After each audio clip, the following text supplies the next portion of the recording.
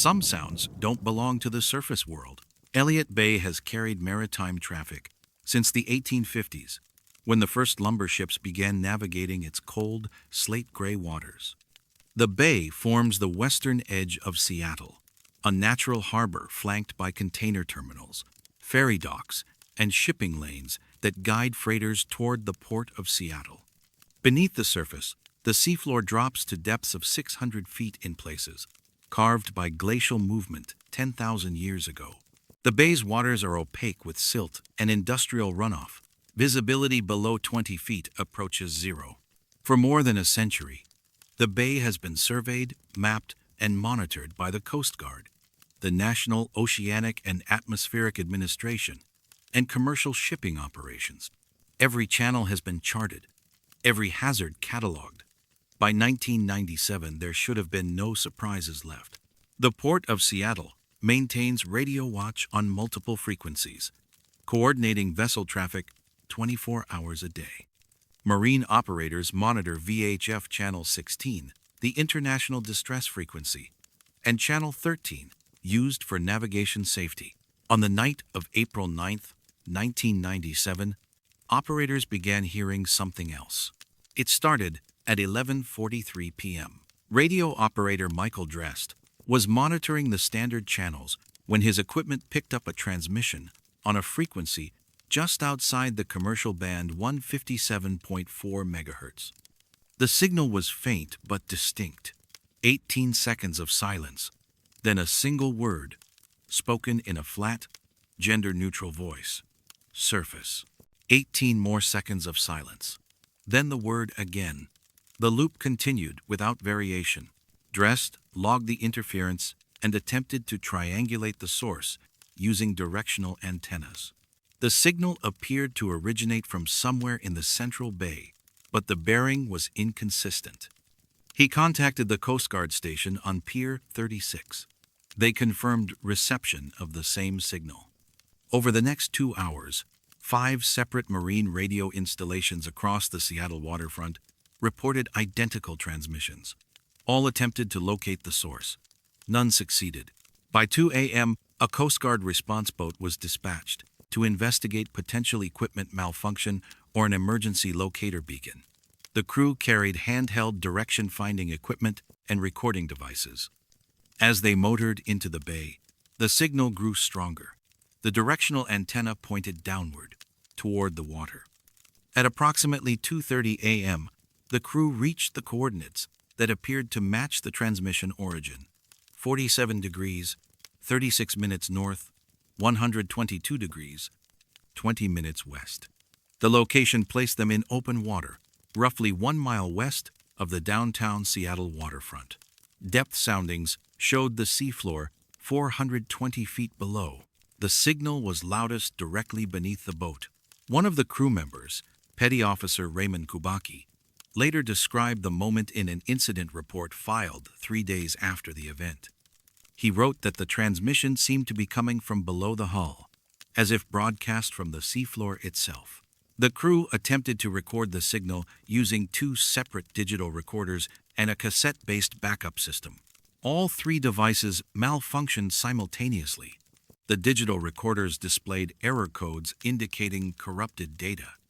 The cassette recorder's tape spooled out in a tangled mass, though no mechanical jam was evident. Kubaki noted that the equipment had been tested before departure and functioned normally until that moment. The crew remained on station for 18 minutes. During that time, the transmission continued its loop without interruption. Then, at 2:51 a.m., it stopped. The silence was immediate. No fade, no static. The frequency went dead.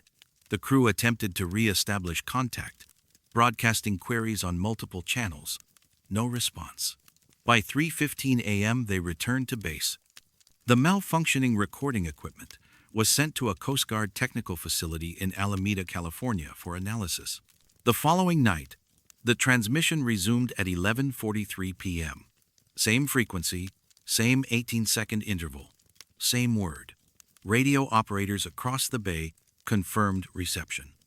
This time, the Coast Guard dispatched a larger vessel equipped with sonar and underwater acoustic monitoring equipment. The boat reached the coordinates shortly after midnight. Sonar scans showed nothing unusual on the seafloor. No wreckage, no geological anomaly, no indication of submerged equipment.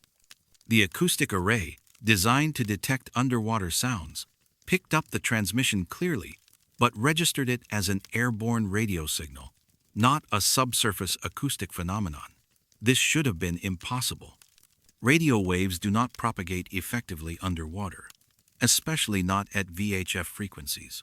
Yet the directional data insisted the source was beneath the seafloor. A marine geologist, Dr. Patricia Lindgren, was consulted 3 days later.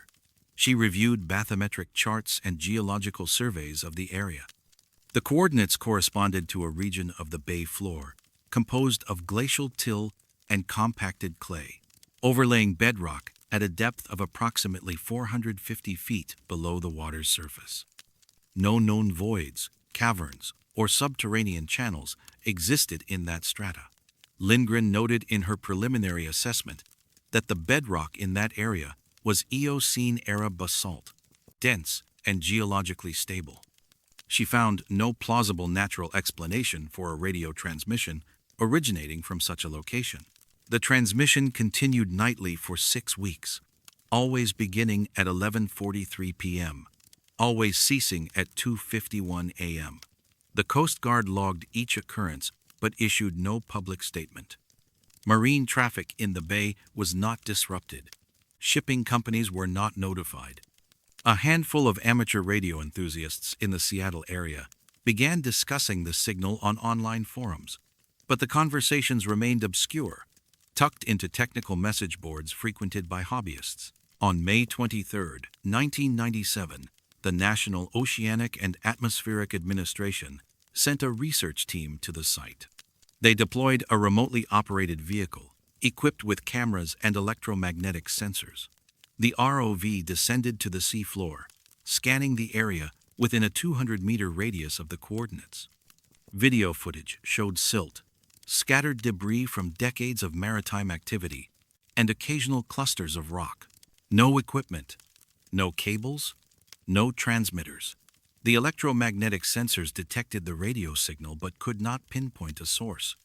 The team's lead technician, a man named Howard Voss, later stated in an internal memo that the signal appeared to be omnipresent within the search area, as if broadcast simultaneously from all points. On May 24th, the transmission stopped. Not gradually, not with any indication of equipment failure. It simply did not resume at 11:43 p.m. Coast Guard monitors confirmed the absence. Marine operators waited through the night. The frequency remained silent. 3 years passed. On May 24th, 2000, at 11:43 p.m., the transmission returned. Same frequency, same interval, same word.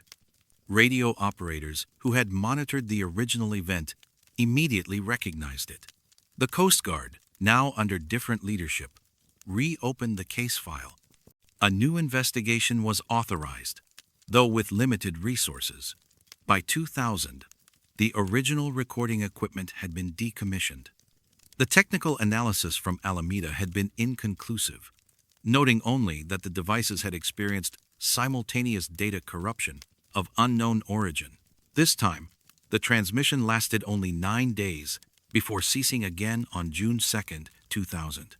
It has not been heard since. Efforts to explain the phenomenon have produced no consensus. A retired Navy communications specialist suggested the signal could have been a reflection or echo of a surface transmission, bounced through atmospheric layers and received at a delay, but could not account for the precise regularity or the apparent subsurface origin. A professor of electrical engineering at the University of Washington proposed that seismic activity might generate piezoelectric effects in quartz-bearing rock, theoretically producing electromagnetic emissions, but seismic records from the relevant dates showed no activity in the region, and the hypothesis could not explain the formation of a coherent, repeating voice. The word itself, surface, has never been satisfactorily interpreted. It could be an instruction, a designation, or a fragment of a longer message. No other words were ever detected. No variations in tone or inflection. Just the single word, spoken into 18 seconds of silence, rising from a place that should hold only stone and pressure and the cold weight of the bay. Michael Drest, the radio operator who first logged the transmission, retired in 2004. In a brief interview conducted for a local maritime history project in 2009, he was asked if he had any theories about the signal. He said he didn't. Then, after a pause, he added that he still thought about it sometimes, late at night, when he couldn't sleep. He said he wondered if it was still down there, broadcasting into the dark, and that no one was listening anymore. The frequency remains monitored, though not actively. If the signal returns, it will be logged. Whether anyone will investigate is unclear. The bay continues its work, indifferent and opaque, holding whatever lies beneath its surface in a silence that occasionally, inexplicably, breaks.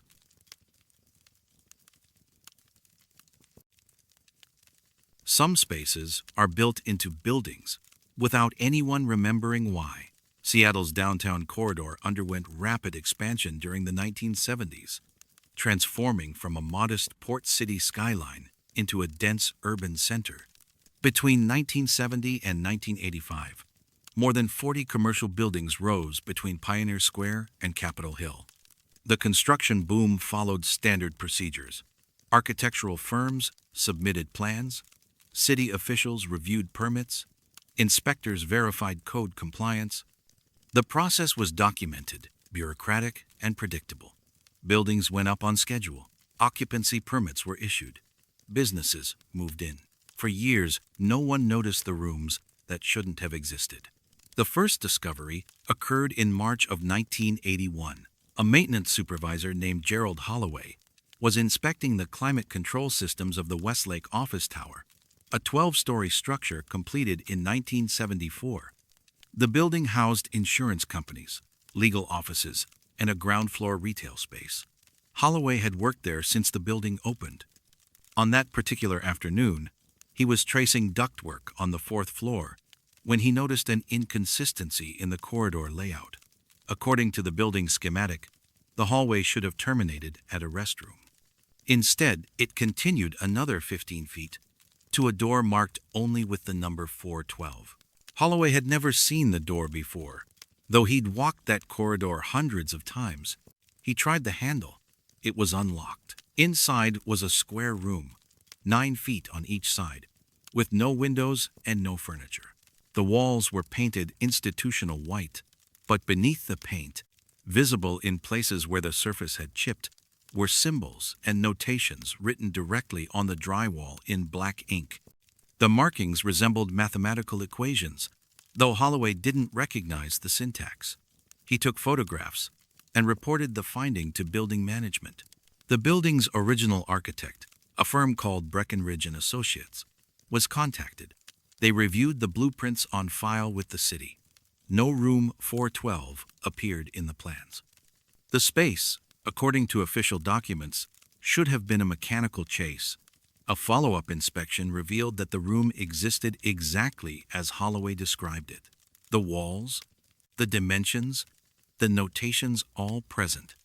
The city building inspector, who had signed off on the 1974 occupancy permit, a man named Thomas Alvarez, was asked about the discrepancy. He stated that he had no memory of the room, but confirmed his signature on the original inspection report. Within 6 months, similar rooms were discovered in 6 other buildings across Seattle. Each was found on the 4th floor. Each measured exactly 9 feet by 9 feet. Each was windowless and unmarked, accessible through doors that tenants and maintenance staff insisted had always been there, though no one could recall noticing them before. The walls in every room bore identical symbols, dense clusters of notations that appeared to be mathematical or geometric in nature, written in the same hand, in the same black ink. The buildings had no common ownership, no shared architectural firms, and no overlapping construction crews. They were scattered across different neighborhoods, one near Pike Place Market, two in the financial district, one in Belltown, one on Capitol Hill, one in the International District, and the Westlake Office Tower.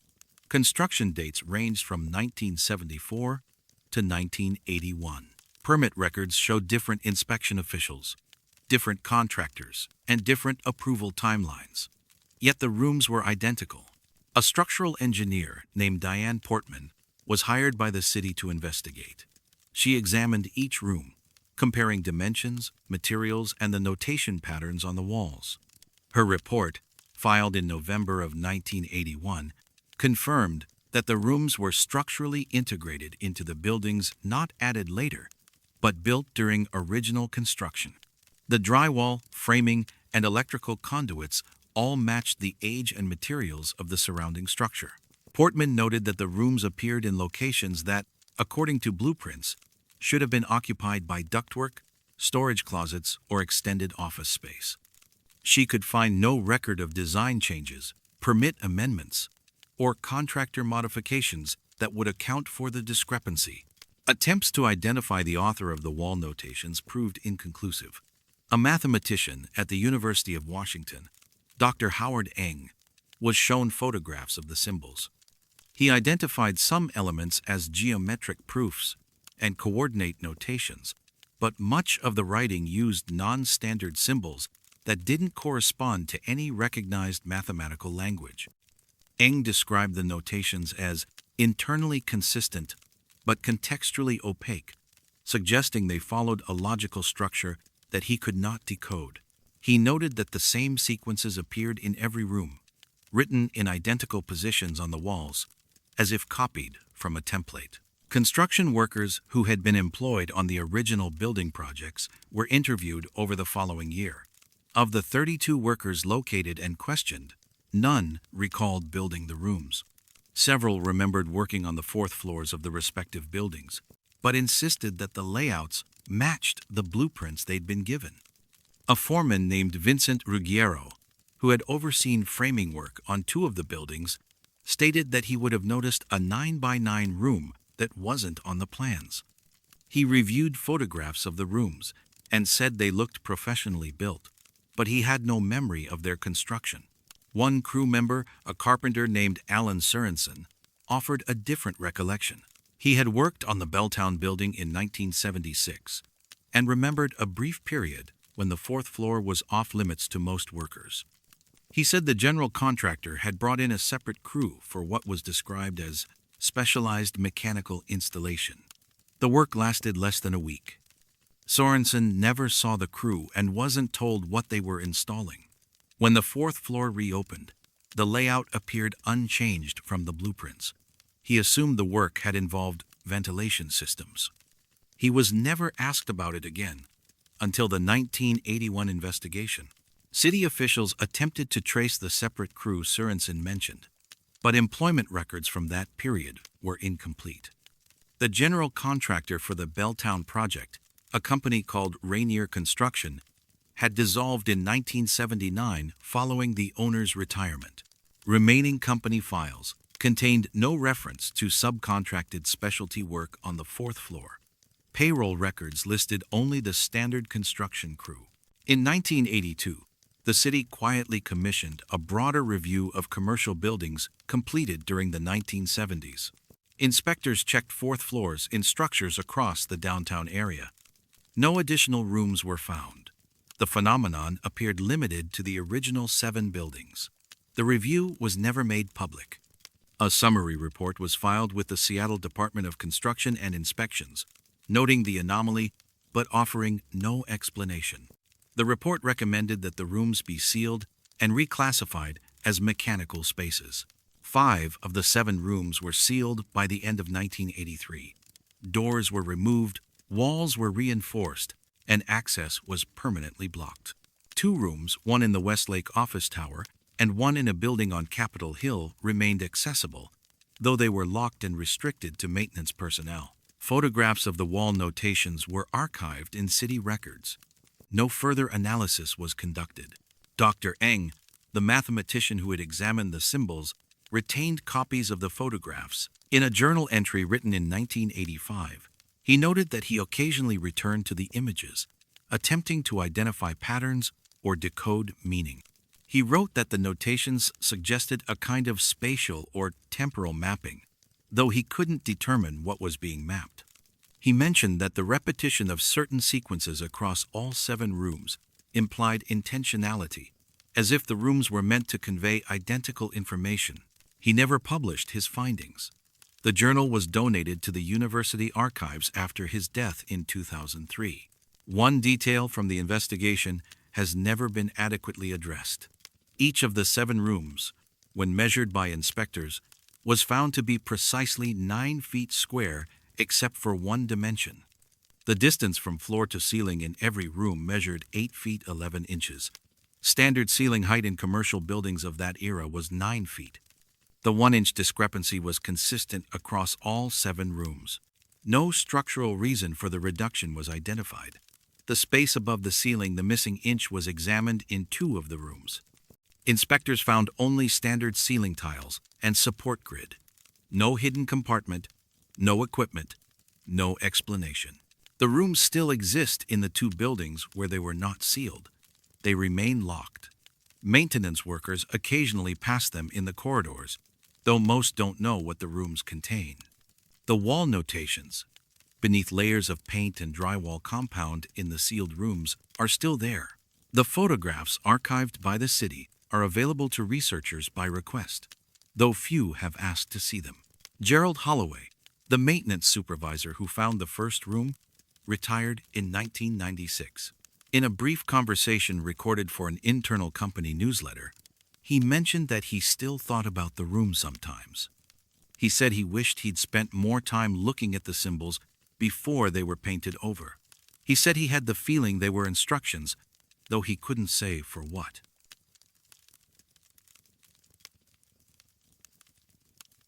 Some absences are more deliberate than forgetting allows.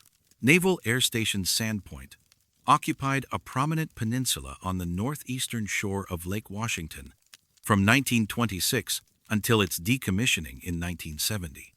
The facility served as a seaplane base during its early years, then transitioned to support operations for patrol squadrons and reserve units. At its peak, the station housed more than 3,000 personnel and maintained extensive infrastructure: hangars, runways, fuel depots, administrative buildings, and a control tower that monitored all air traffic within a 50-mile radius. The Navy kept exhaustive records. Every aircraft arrival and departure was logged by hand in bound ledgers, cataloged by date, time, aircraft type, and crew roster. These logs were stored in fireproof cabinets in the operations building. They were considered official military documentation, subject to audit and review. For 44 years, the records were unbroken, except for 6 hours on August 14, 1956. The gap wasn't discovered until 2001, more than 30 years after the base closed. Magnuson Park, the public green space that replaced the naval station, had begun a historical preservation project. A local historian named Margaret Delacroix was contracted to catalog military archives that had been transferred to the Museum of History and Industry in Seattle. Among the materials were the original Sandpoint logbooks, spanning 5 decades of operations. Delacroix worked methodically through the collection, digitizing entries and cross-referencing them with declassified Navy records. On September 12, 2001, she encountered the first anomaly. The logbook for August 1956 contained entries for the morning of the 14th routine patrol flights, supply deliveries, and training exercises. Then, beginning at 1400 hours, the pages went blank. Not missing, blank. 6 consecutive pages, covering the period from 2 p.m. until 8 p.m., showed no entries. The paper remained intact, numbered in sequence, but the lines meant for recording flight data were empty. The log resumed at 2000 hours with standard entries: a transport aircraft arriving from Naval Air Station Whidbey Island, a patrol squadron returning from exercises over Puget Sound, The handwriting matched the officer who had been on duty that evening, Lieutenant Peter Garza. Delacroix noted the gap and continued her work. Over the following weeks, she cross-referenced the blank pages with other records: duty rosters, weather reports, maintenance logs. The duty roster for August 14th listed 4 personnel assigned to the operations desk during the afternoon shift: Garza, Petty Officer Donald Kaminsky, Airman Lloyd Rutkowski, and civilian clerk Barbara Neff. According to the schedule, they should have been logging arrivals and departures between 1400 and 2000 hours.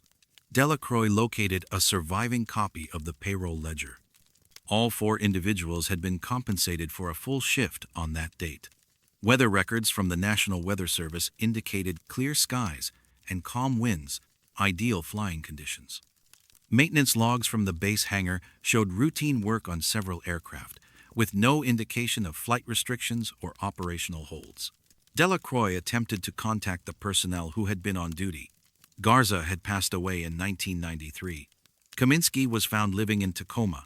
Rutkowski had relocated to Arizona. Neff, the civilian clerk, had moved to Oregon in the 1960s. Delacroix sent letters to all 3 survivors, asking if they recalled anything unusual about August 14, 1956. Kaminsky replied first. In a brief phone conversation, he told Delacroix that he had no memory of that specific date. He said the work had been repetitive, and most days blurred together. When pressed about the blank log pages, he hesitated. He said he didn't remember not working, but he also didn't remember working. He described the sensation as similar to waking from sleep without recalling the transition, an absence of memory that felt complete rather than partial. He mentioned that after leaving the Navy, he'd occasionally had dreams about standing in the operations room, staring at an empty desk, but he'd assumed those were generic stress dreams from military service. Rutkowski responded by mail. His letter, dated October 2001, stated that he had no recollection of the shift in question. He wrote that he'd reviewed his personal journals from that period and found no entries for August 14th, though he'd written entries for the 13th and 15th. He noted that his handwriting in the August 15th entry appeared rushed, as if written quickly or under distraction. He couldn't explain why. He concluded the letter by saying he preferred not to discuss the matter further. Barbara Neff did not respond to the initial letter. Delacroix called her in November. Neff answered but declined to participate in the project. She said only that she remembered nothing about that day, and that she didn't think further investigation would be useful. When Delacroix asked if anything unusual had occurred at Sandpoint during that period, Neff said she'd worked at the base for 12 years and nothing had ever seemed unusual. Then she hung up. Delacroix submitted her findings to the museum's archive committee in December 2001. She recommended further investigation, noting that the blank pages represented a significant gap in the official record. The committee acknowledged her report, but took no immediate action. Funding for the preservation project was limited, and the missing log entries, while unusual, were not considered a priority. In 2003, a graduate student in materials science at the University of Washington named Eric Tomlinson came across Delacroix's report while researching archival preservation techniques. He was interested in the chemical composition of mid-century inks and papers. He requested access to the Sandpoint logbooks and was granted permission to examine them under controlled conditions. Tomlinson focused on the blank pages from August 14, 1956. Using non-invasive spectrography, he analyzed the paper for residual ink traces. The pages showed faint watermarks, ghostly impressions, suggesting that text had once been present but had been removed or degraded.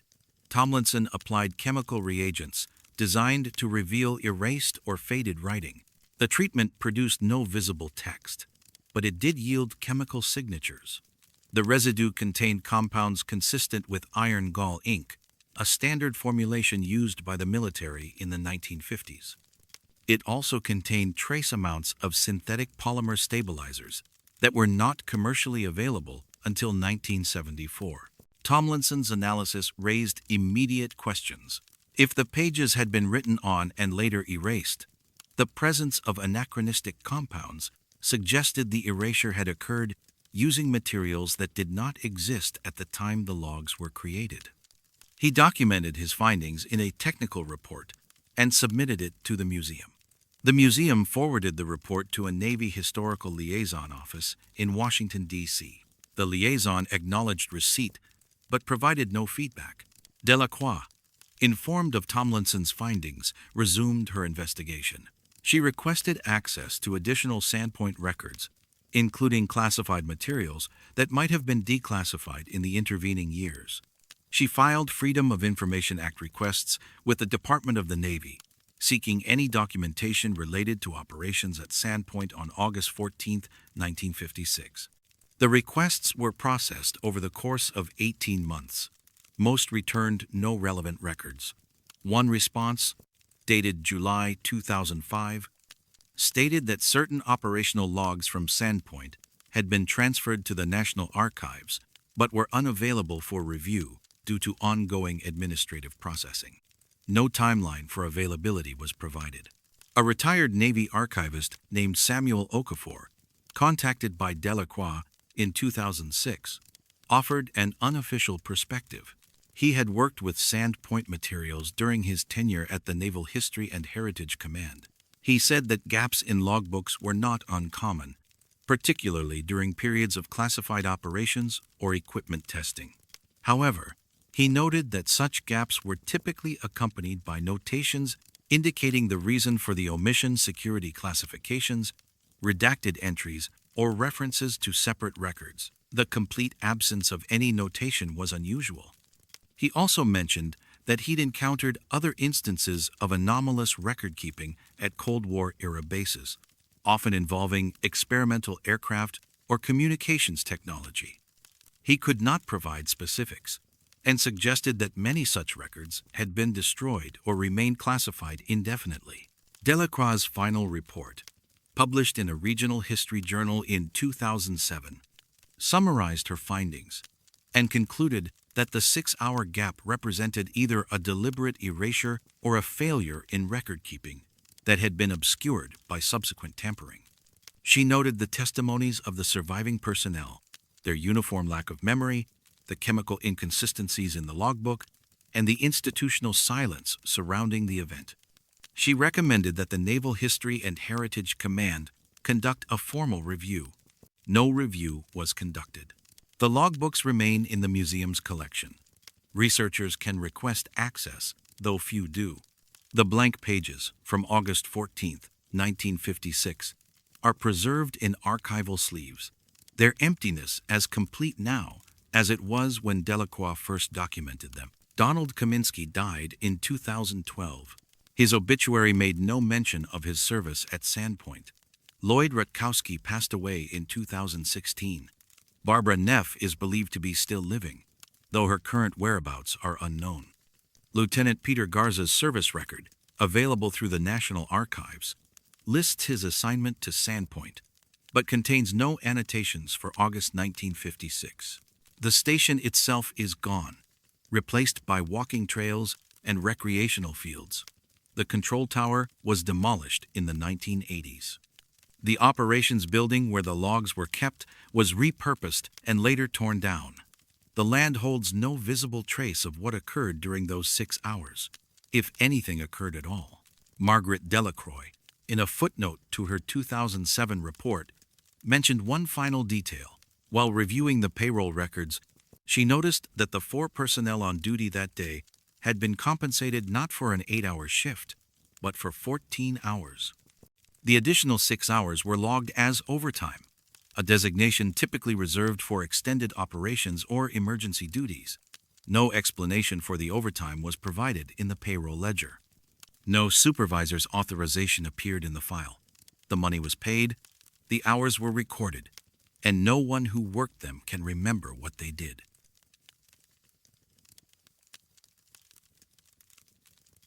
Some forests keep better records than the people who tend them. Washington Park Arboretum, occupies 230 acres along the western shore of Lake Washington in Seattle. Established in 1934 through a partnership between the City of Seattle and the University of Washington, the Arboretum was designed as both a public park and a living botanical collection. The land had been logged intermittently during the late 1800s, then used for small-scale farming until the early 1900s. By the time the Arboretum was founded, most of the original old-growth forest had been cleared. The new plantings were carefully documented. Species, location, date of installation. Park staff began conducting annual tree censuses in 1934, recording every specimen in bound ledgers. The practice continued for 74 years without interruption. The census process was systematic. Rangers walked designated grid sections, identifying each tree by species, measuring diameter at breast height, and noting condition. Trees were tagged with metal markers bearing unique identification numbers. Each year's count was cross-referenced with previous records to track growth, mortality, and new plantings. The system was meticulous and, until 2008, had never revealed significant discrepancies. In March of 2008, a graduate student in forestry named Julia Bergman was assigned to digitize the Arboretum's historical census records as part of a University of Washington archival project. She began with the earliest ledgers, transcribing handwritten entries into a database. The work was tedious but straightforward. She progressed chronologically, year by year, entering data for thousands of trees. By June, she had reached the 1950s records and noticed a pattern. 43 Douglas firs appeared consistently in every census from 1934 onward, but she could find no corresponding entries in the planting logs. Douglas fir is native to the Pacific Northwest, but the Arboretum's collection was supposed to consist exclusively of documented acquisitions trees, either planted by staff or inherited from the land's previous use, and specifically cataloged. Bergman checked the acquisition records. No entries for the 43 trees. She reviewed the initial 1934 survey, which had been conducted before the Arboretum officially opened. The 43 trees were listed, measured, and tagged, but no notation explained their origin. She assumed the discrepancy was a clerical error and continued her work. In August, she mentioned the anomaly to her advisor, Dr. Marcus Oleska, a professor of forest ecology. Oleska was familiar with the Arboretum's history and found the gap unusual. He suggested they conduct a field verification. On August 19, 2008, Bergman and Oleska visited the Arboretum with a copy of the 1934 census map. They located the 43 trees. All were mature Douglas firs, healthy and well-established. The metal identification tags, installed in 1934, were still attached, corroded but legible. The numbers matched the census records. Oleska arranged for core samples to be taken from 5 of the trees. Increment borers were used to extract narrow cylinders of wood, allowing dendrochronologists to count growth rings and estimate age. The samples were analyzed at the university's forestry lab. Results indicated the trees were between 180 and 200 years old. If accurate, they would have been saplings in the early 1800s, decades before Seattle was settled and long before the land was cleared for agriculture. The findings contradicted the land use history. Aerial photographs from 1933, taken during a federal surveying project, showed the Arboretum site as open ground, with scattered young trees and remnants of old farm structures. The 43 Douglas firs, if nearly 2 centuries old, should have been visible in those photographs as towering, mature specimens. They were not. Oleska requested access to earlier surveys. The Washington State Archives provided maps from 1921 and 1913. Neither showed mature trees in the locations where the 43 Douglas firs now stood. Bergman plotted the trees' coordinates on a digital map. The distribution was not random. The 43 trees formed a geometric pattern, 3 concentric rings with a single tree at the center. The arrangement was symmetrical, with spacing so precise that the margin of error was less than 2 feet. Oleska noted that natural forest growth did not produce such patterns. Planted groves occasionally showed alignment, but the Arboretum's records indicated no planting effort prior to 1934 that would have involved Douglas firs in that configuration. A landscape historian named Dr. Amara Singh was consulted in September. She specialized in urban forestry and had written extensively on Seattle's pre-development ecology. She reviewed the evidence and acknowledged the inconsistency. She noted that the land had been surveyed multiple times between 1890 and 1933, and none of those surveys mentioned a grove of mature Douglas firs. She suggested the trees might have been transplanted, though moving specimens of that size would have required significant effort and documentation. No such records existed. Singh examined historical land deeds and agricultural records. The property had been owned by a farmer named Elias Thorvaldsen from 1896 until 1912, when it was sold to a timber company. The timber company held the land until 1928, leasing portions for grazing. In 1932, the city acquired the property for the Arboretum. Singh found references to tree clearing in Thorvaldsen's farm records, but no mention of preserving or planting Douglas firs. The timber company's records indicated selective logging, but no reforestation projects. Park rangers who had worked at the Arboretum for decades were interviewed. One ranger, a man named Thomas Whitfield, had been employed there since 1973. He remembered the 43 trees and said they had always been present. He described them as the old ones and noted that they seemed out of place compared to the rest of the collection, which consisted mostly of ornamental species and recent plantings. He said he'd once asked a senior ranger why those particular trees had been left standing when the Arboretum was developed. The senior ranger, who had worked there since the 1940s, told him they'd been part of the original survey and no one had questioned their inclusion. Whitfield mentioned something else. He said visitors occasionally remarked on the trees, describing them as feeling different from the surrounding forest. He couldn't articulate what they meant, but he'd heard the comment enough times to remember it. When asked if he'd experienced anything unusual near the trees, he paused. He said that on still days, when the rest of the Arboretum was silent, he sometimes heard a faint sound near the grove, something like wind moving through branches. Even when there was no wind, he'd never reported it, because it seemed insignificant. In October 2008, Oleska contacted the University of Washington's Geology Department to arrange ground-penetrating radar surveys of the area around the 43 trees. The scans were conducted in November. Results showed no subsurface anomalies, no buried structures, and no indication of soil disturbance consistent with large-scale transplanting. The root systems extended deep and radiated outward in patterns typical of trees that had grown in place for many decades. Oleska submitted a formal report to the Arboretum's Management Committee in December. The report outlined the discrepancies, the absence of planting records, the age estimates from core samples, the lack of historical documentation, the geometric arrangement, and the contradiction with aerial surveys.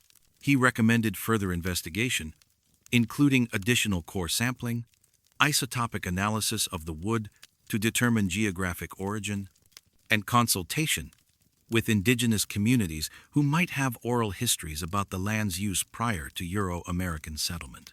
The Management Committee acknowledged the report, but declined to authorize additional research.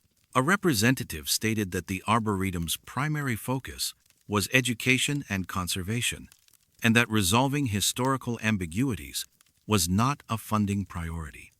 The committee suggested that the trees, regardless of their unexplained presence, were now part of the collection and should be maintained accordingly. No further action was taken. Bergman completed the digitization project in early 2009. The database she created included entries for the 43 Douglas firs, flagged with a notation indicating origin undocumented. The notation remains in the system. The trees are included in annual censuses, and are monitored for health and stability. They continue to grow. Dr. Singh, in a follow-up article published in a regional forestry journal in 2010, speculated that the trees might represent a remnant grove that had been overlooked in historical surveys, possibly protected by topography or mistaken for younger growth. She acknowledged that this explanation did not account for the geometric arrangement or the age discrepancy. She concluded that the trees were likely an archival gap rather than a genuine anomaly, though she noted that gaps of such specificity were themselves unusual. Oleska retired from the university in 2015. In a recorded interview for an oral history project, he mentioned the 43 trees and said he still thought about them occasionally. He said the most unsettling aspect wasn't the lack of documentation, but the precision of their arrangement. He described standing at the center of the grove and realizing that the spacing was too deliberate to be accidental, yet no one had claimed responsibility for planting them. He said it felt like walking into a room and finding furniture arranged by someone who had left no trace of having been there. The trees remain. The geometric pattern they form is visible in satellite imagery, though most people viewing such images would not recognize it as intentional. The Arboretum receives thousands of visitors each year. Many walk past the grove without noticing. Those who do notice describe the trees as impressive, old, and somehow separate from the rest of the park. The metal tags, installed in 1934, are still there, rusted and embedded in bark that has grown around them over decades. The numbers are fading but still legible, if anyone thinks to check.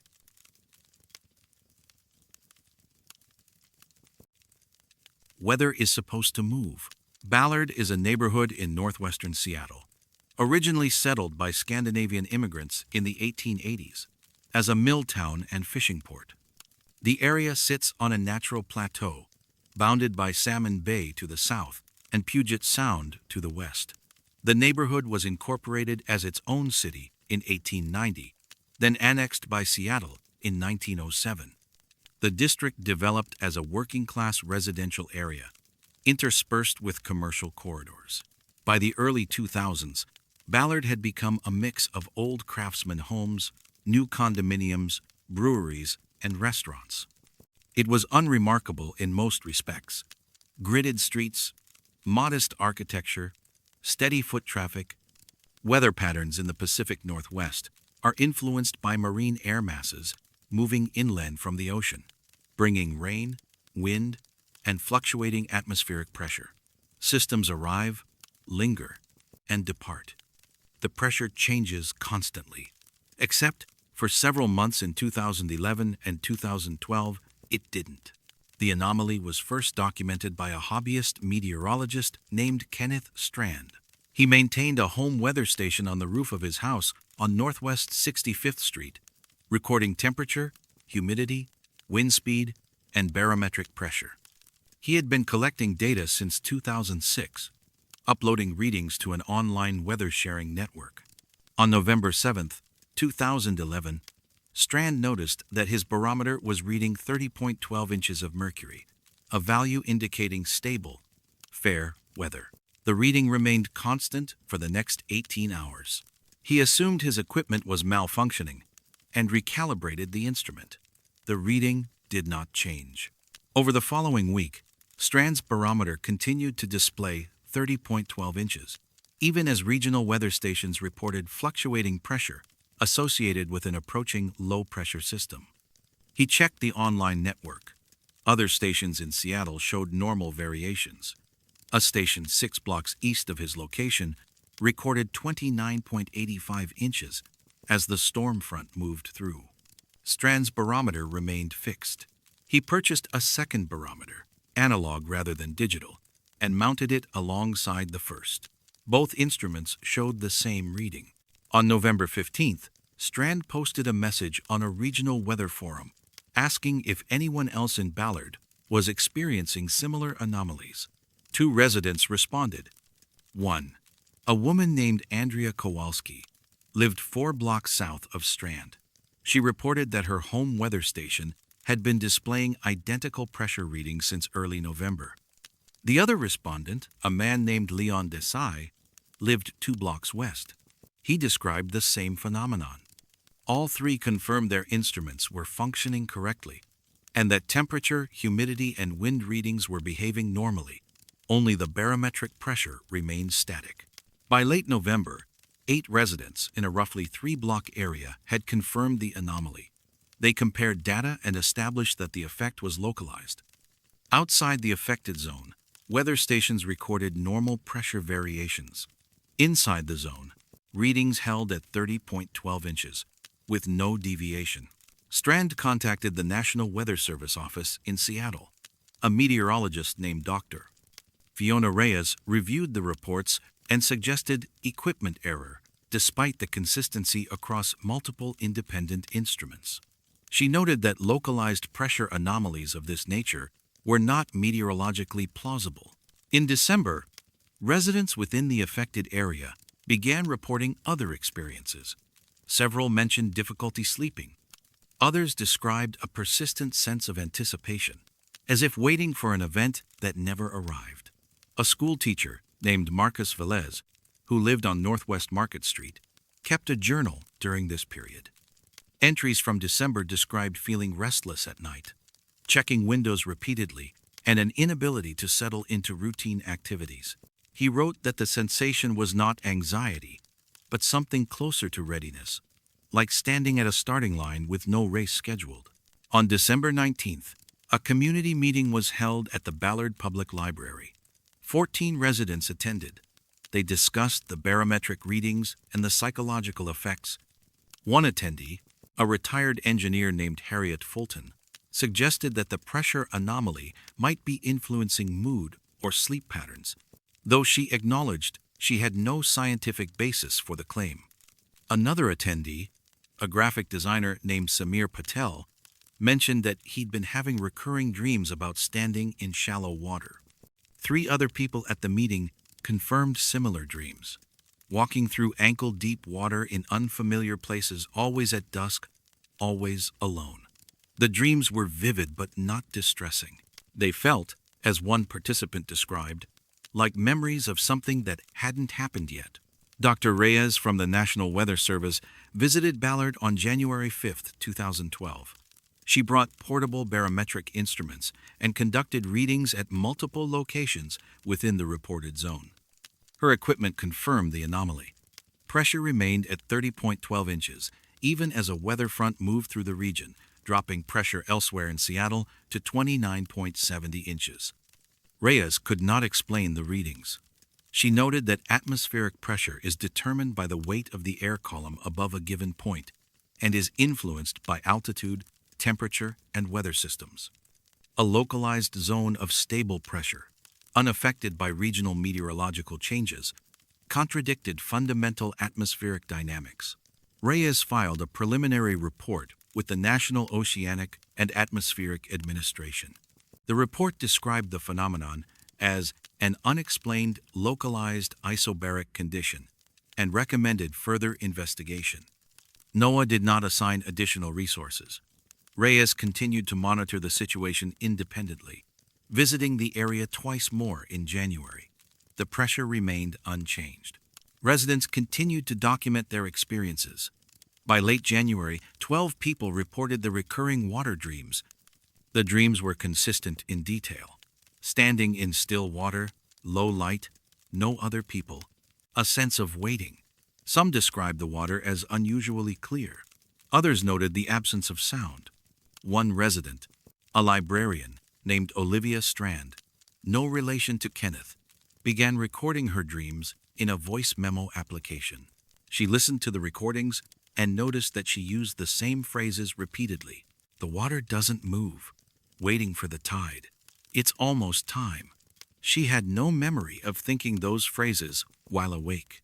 On February 9, 2012, city utility workers responded to a report of a sinkhole on Northwest 64th Street, near the intersection with 24th Avenue Northwest.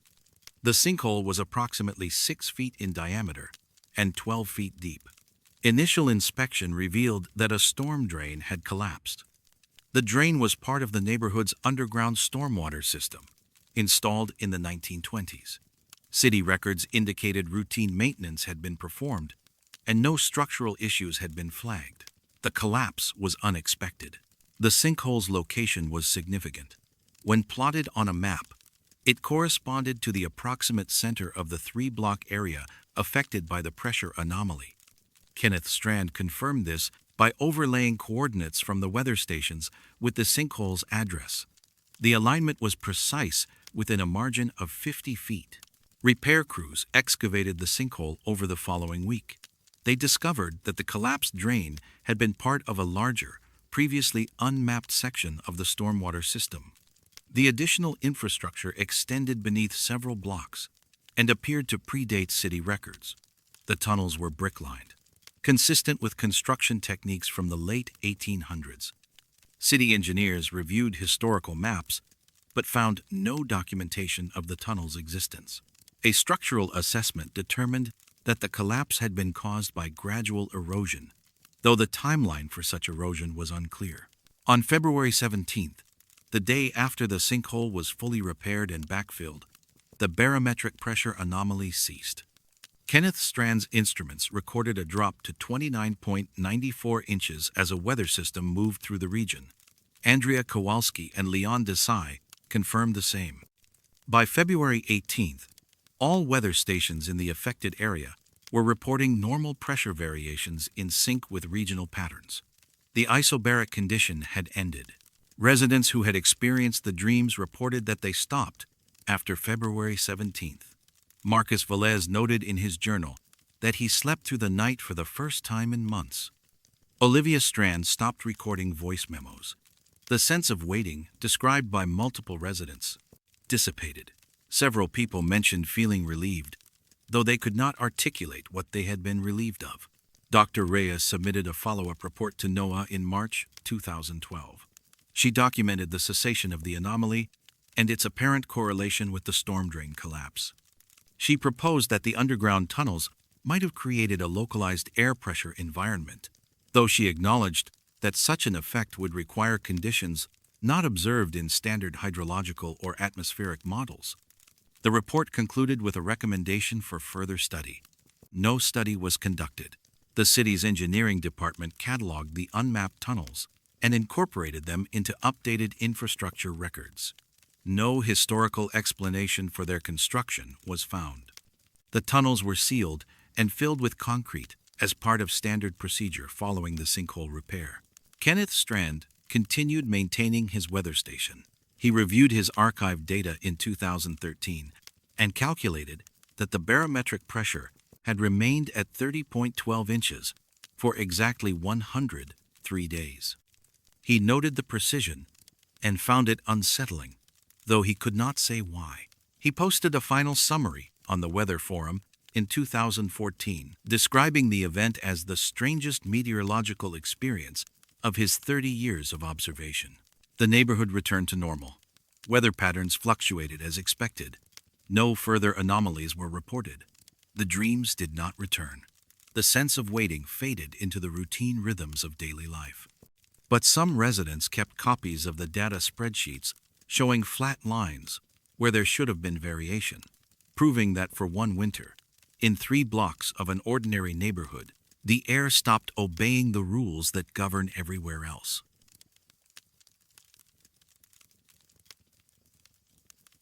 Some debris arrives before it's made. The Duwamish River flows 11 miles through the industrial heart of Seattle, emptying into Elliott Bay. The river has been straightened, dredged, and channeled since the early 1900s, when the city transformed it from a meandering waterway into a shipping corridor. Before industrialization, the Duwamish supported salmon runs and was central to the lives of the Duwamish people, who had inhabited the region for thousands of years. By the mid-20th century, the river had become one of the most polluted waterways in the United States, its banks lined with factories, warehouses, and shipyards. Sediment cores taken from the riverbed reveal layers of industrial contamination. Heavy metals, petrochemicals, sawdust from lumber mills. Each layer corresponds to a period of development, a chronological record of what the city discarded. The sediment doesn't lie. It accumulates in sequence, year after year, undisturbed unless physically excavated. In 1999, a survey found sediment that didn't follow the rules. The discovery occurred during an environmental assessment conducted by the Washington State Department of Ecology. The agency was evaluating contamination levels in preparation for a federally mandated cleanup under the Superfund program.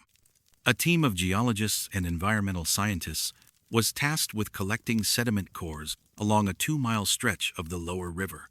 The work began in April 1999. Standard procedure involved driving hollow tubes into the riverbed, extracting cylindrical samples, and analyzing them in cross-section to determine the composition and age of each layer. On May 12th, a geologist named Dr. Lena Moravec was examining a core sample taken near Terminal 115, a former shipyard site on the river's west bank. The core showed typical stratification, a top layer of recent silt mixed with organic material, followed by darker sediment containing industrial contaminants from the mid-20th century, then older layers dating back to the late 1800s. Moravec was cataloging the materials in each stratum when she noticed something inconsistent. At a depth corresponding to sediment dated around 1890, she found fragments of modern construction debris, pieces of concrete, rusted metal, and plastic fragments. The presence of such materials at that depth was impossible under normal conditions. Concrete and plastic would have had to be deposited in the 1890s, decades before they were in common use.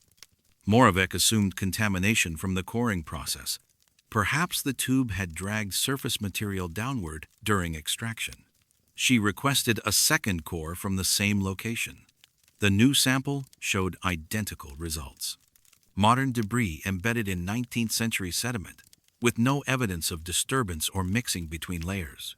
Moravec brought the findings to her supervisor, Dr. Raymond Ochoa, who directed the environmental assessment project. Ochoa reviewed the cores and ordered additional sampling at 5 locations within a quarter-mile radius. Over the next 3 weeks, 12 cores were extracted.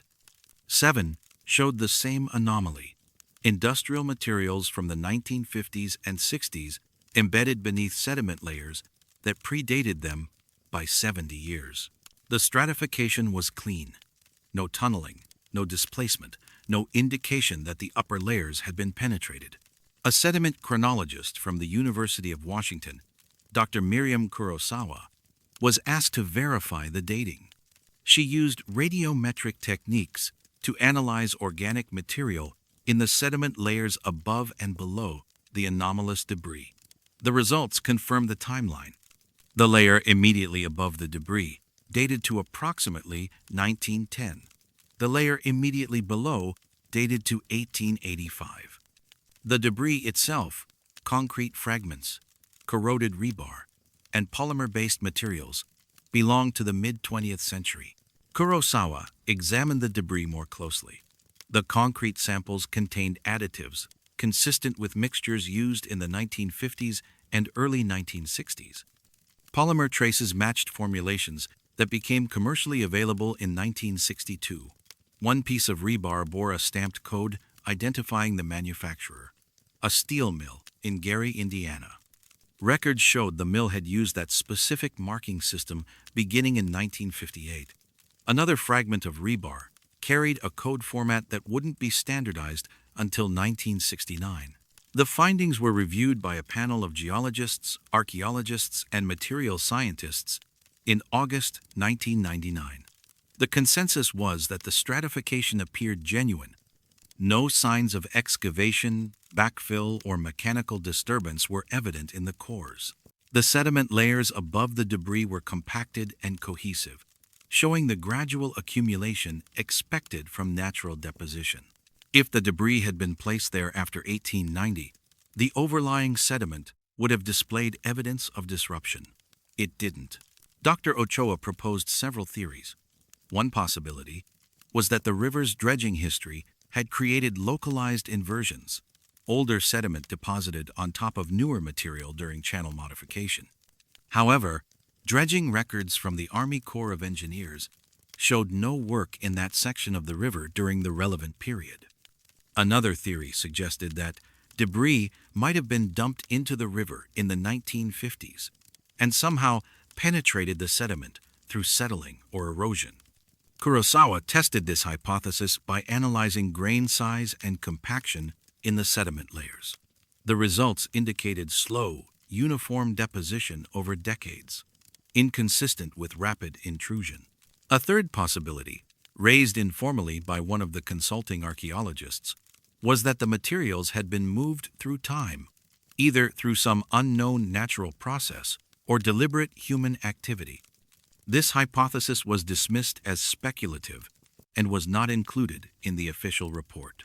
The Department of Ecology documented the findings in a technical memorandum filed in September 1999.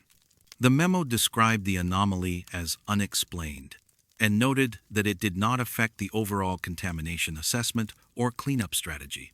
The sediment cores were archived at a state facility in Olympia.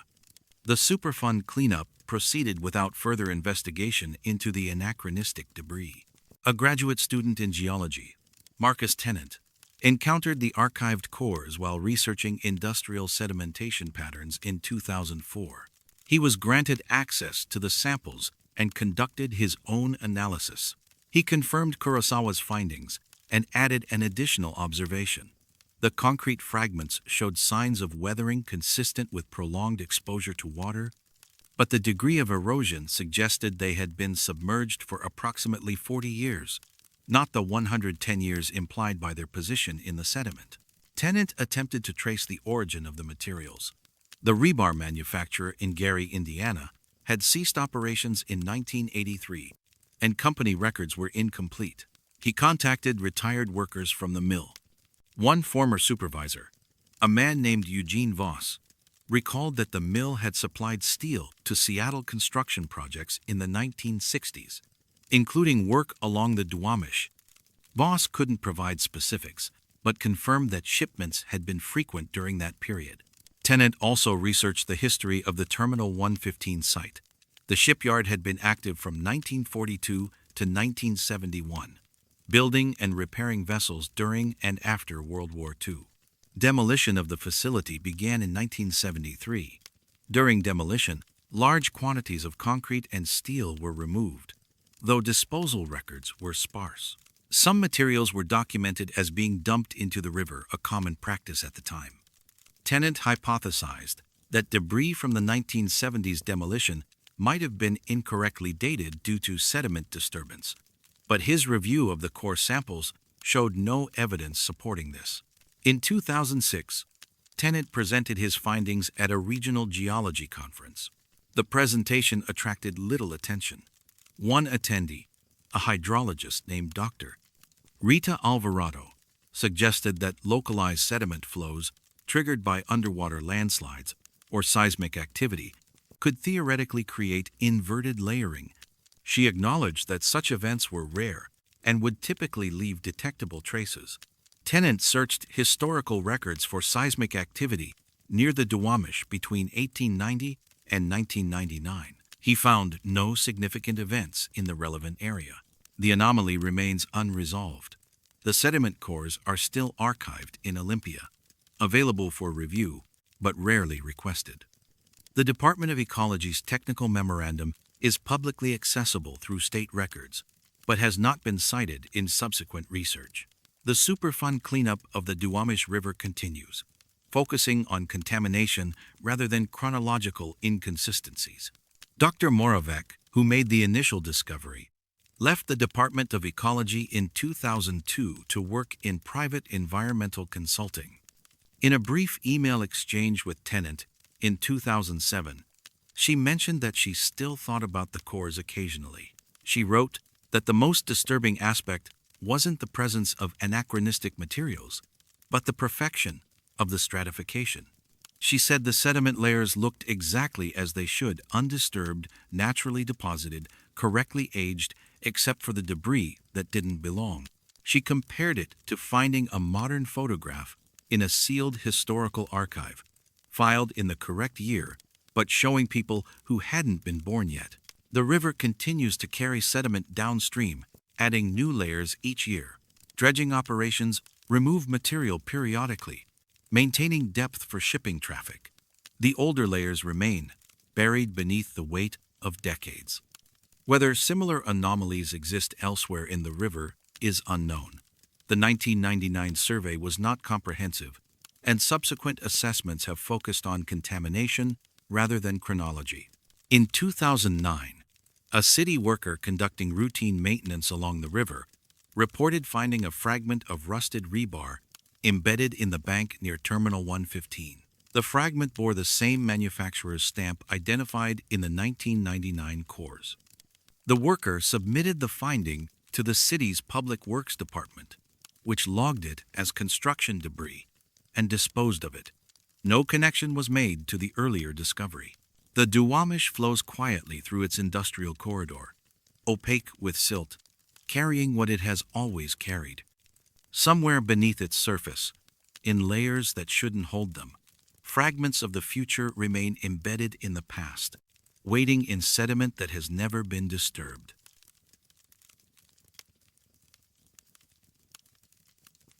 Water doesn't usually divide itself.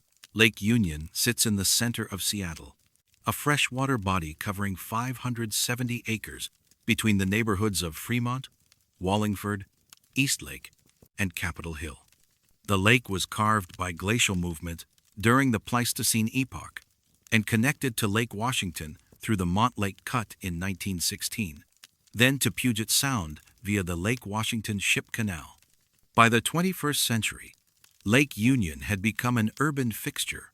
Houseboats lined its shores, seaplanes landed on its surface, and recreational boats navigated its waters daily. The lake's maximum depth is 50 feet. Its temperature influenced by seasonal air temperatures, solar radiation, and water circulation. Summer surface temperatures typically range from the mid-50s to low 60s, varying with weather conditions. The lake is small enough that temperature differences across its width are negligible, usually less than 2 degrees. In June 2006, that changed. The anomaly was first detected by a marine biology student named Olivia Tennant, who was conducting water quality sampling for her thesis at the University of Washington. Her research focused on dissolved oxygen levels and temperature stratification in urban lakes. On June 8, 2006, she took surface temperature readings at 6 locations around Lake Union using a calibrated digital thermometer. 5 readings fell within expected ranges, 59 to 61 degrees. The 6th reading, taken from a dock on the eastern shore near Eastlake Avenue East, measured 52.4 degrees, 7 degrees colder than locations less than a quarter mile away. Tennant assumed equipment error and repeated the measurement. The result remained consistent. She moved 50 feet along the shore and took another reading, 59.3 degrees. She returned to the original location, 52.4 degrees. She marked the spot and returned the following day with a backup thermometer. Both instruments recorded the same temperature at the same location. The cold zone appeared confined to a narrow band along the eastern shore. Over the next week, Tennant mapped the temperature gradient. She used a small inflatable kayak to take readings at incremental distances from shore. The cold zone extended approximately 150 feet from the eastern bank, maintaining a consistent temperature of 52.4 degrees. Beyond that distance, the temperature rose sharply, reaching normal levels within 6 inches. The boundary was abrupt, a thermal wall with no gradual transition. On the western shore, temperatures fluctuated normally with daily weather patterns. The cold zone remained stable regardless of wind, cloud cover, or boat traffic. Tennant documented her findings and presented them to her thesis advisor, Dr. Isaac Hoff, a limnologist with 3 decades of experience studying Pacific Northwest lakes. Hoff was skeptical. Localized cold zones could occur near underwater springs or in areas with unusual circulation, but the precision of the boundary and the consistency of the temperature were atypical. He accompanied Tennant to the site on June 15th. Using professional-grade equipment, they confirmed the anomaly. Hoff attempted to measure water flow and currents near the boundary, but found no unusual patterns. The water on both sides appeared equally calm. Hoff contacted the Washington State Department of Ecology and requested assistance. On June 17th, a team of hydrologists visited Lake Union. They deployed a series of temperature probes along the eastern shore, recording data at 5-minute intervals over a 24-hour period. The cold zone persisted through the night and into the following day. Air temperatures during that period ranged from 55 to 68 degrees. Solar radiation was moderate, yet the surface temperature in the affected zone never deviated from 52.4 degrees. One of the hydrologists, a woman named Dr. Carolyn Bautista, suggested that an underground aquifer might be discharging cold water into the lake. Thermal imaging from a boat-mounted infrared camera showed the temperature boundary clearly, but no distinct inflow points were visible. Bautista arranged for a dive team to inspect the lakebed along the eastern shore. The divers reported silt, scattered debris, and typical urban lake conditions. No springs, no unusual geological features. The lakebed temperature matched the surface temperature in the cold zone, but showed no source of cold water input. On June 19th, researchers from the University of Washington's Applied Physics Laboratory arrived with more sophisticated instruments. They brought sonar equipment, electromagnetic sensors, and a remotely operated underwater vehicle equipped with multiple cameras and environmental sensors. The plan was to map the lakebed and measure subsurface conditions to identify any anomalies that might explain the temperature gradient. The ROV was deployed at 10:30 a.m. It descended along the thermal boundary, transmitting video and sensor data to a control station aboard a research vessel. For the first 12 minutes, the equipment functioned normally. The ROV reached the lakebed at a depth of 47 feet, consistent with charted depths for that area. At 10:42 a.m., all electronic systems aboard the research vessel experienced simultaneous failure. Monitors went black. GPS units shut down. Radio communication ceased. The ROV's tether went slack as its propulsion system stopped. The research team attempted to restart the equipment. Batteries were swapped, circuits checked, backups engaged. Nothing responded. A technician named Howard Quillen later described the silence as total, not just the absence of machine noise, but a sense that the devices had been fundamentally disconnected, as if the power had been drained not from the batteries, but from the concept of operation itself. The failures lasted 9 minutes. At 10:51 a.m., systems began rebooting on their own. The ROV's propulsion resumed, and the vessel's instruments came back online. Data recovery efforts revealed that most recordings from the 9-minute period were corrupted digital noise, fragmented files, unreadable formats. One file remained partially intact, a single frame from the ROV's depth sounder, time-stamped at 10:46 a.m. The sounder recorded a depth of 137 feet beneath the ROV's position. The ROV had been at 47 feet when the failure occurred, placing it 50 feet above the lakebed. If the depth reading was accurate, the lakebed had dropped 90 feet during the failure window. Subsequent depth soundings, taken after systems restored, showed the lakebed at its normal depth of 47 to 50 feet. Dr. Hoff submitted a preliminary report to the Department of Ecology on June 22nd. The report outlined the temperature anomaly, the abrupt thermal boundary, and the equipment failures. It noted the anomalous depth reading, but classified it as likely erroneous due to equipment malfunction. Hoff recommended ongoing monitoring, but acknowledged that no clear explanation had been identified.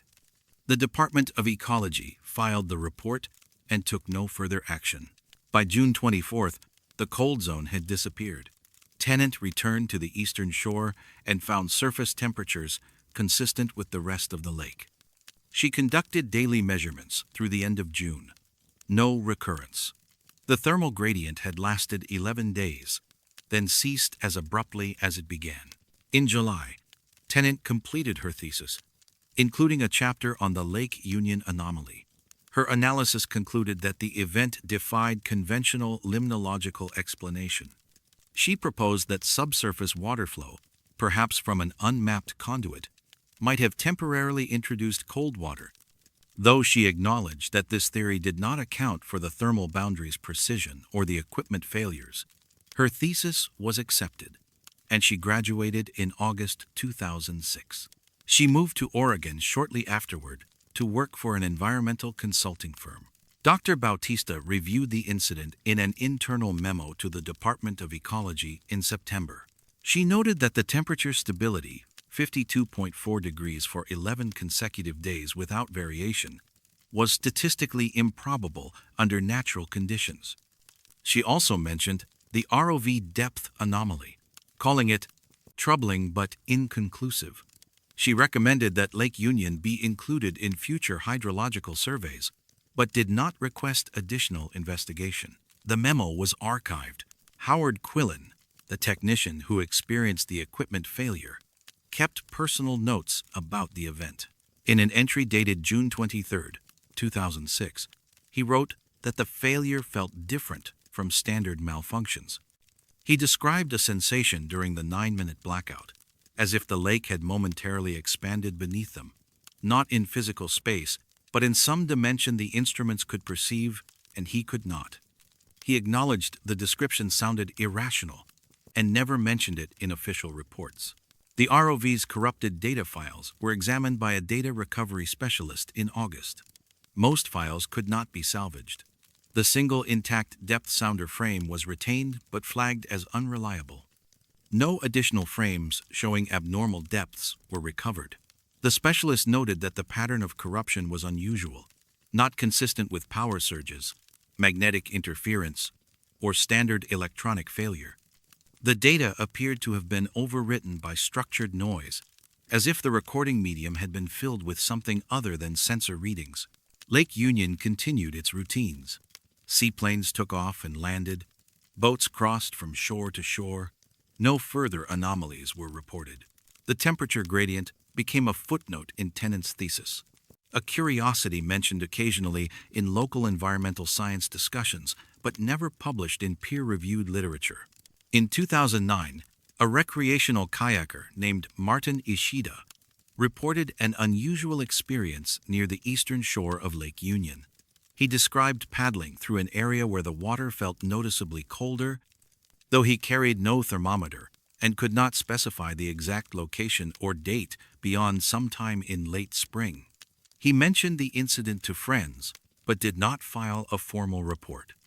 Whether his experience related to the 2006 anomaly is unknown. The lake bed remains at its charted depth. The eastern shore shows no unusual features. The thermal boundary, if it existed, left no physical trace. But somewhere in archived files, a single sonar image records a moment when the bottom of a shallow urban lake appeared to drop away into a depth that shouldn't fit, captured by instruments that failed. Trying to witness it, a measurement taken from a place that, for 9 minutes, seemed to forget what it was supposed to be.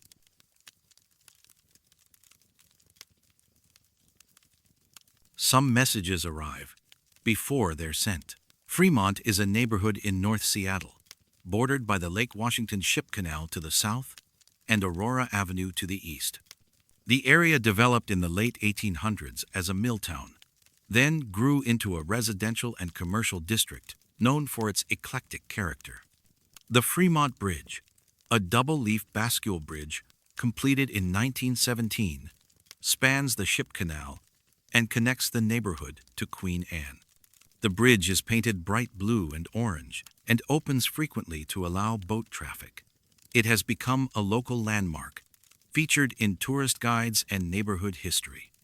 Before the current bridge, a wooden structure occupied the site, and before that, the crossing was made by ferry.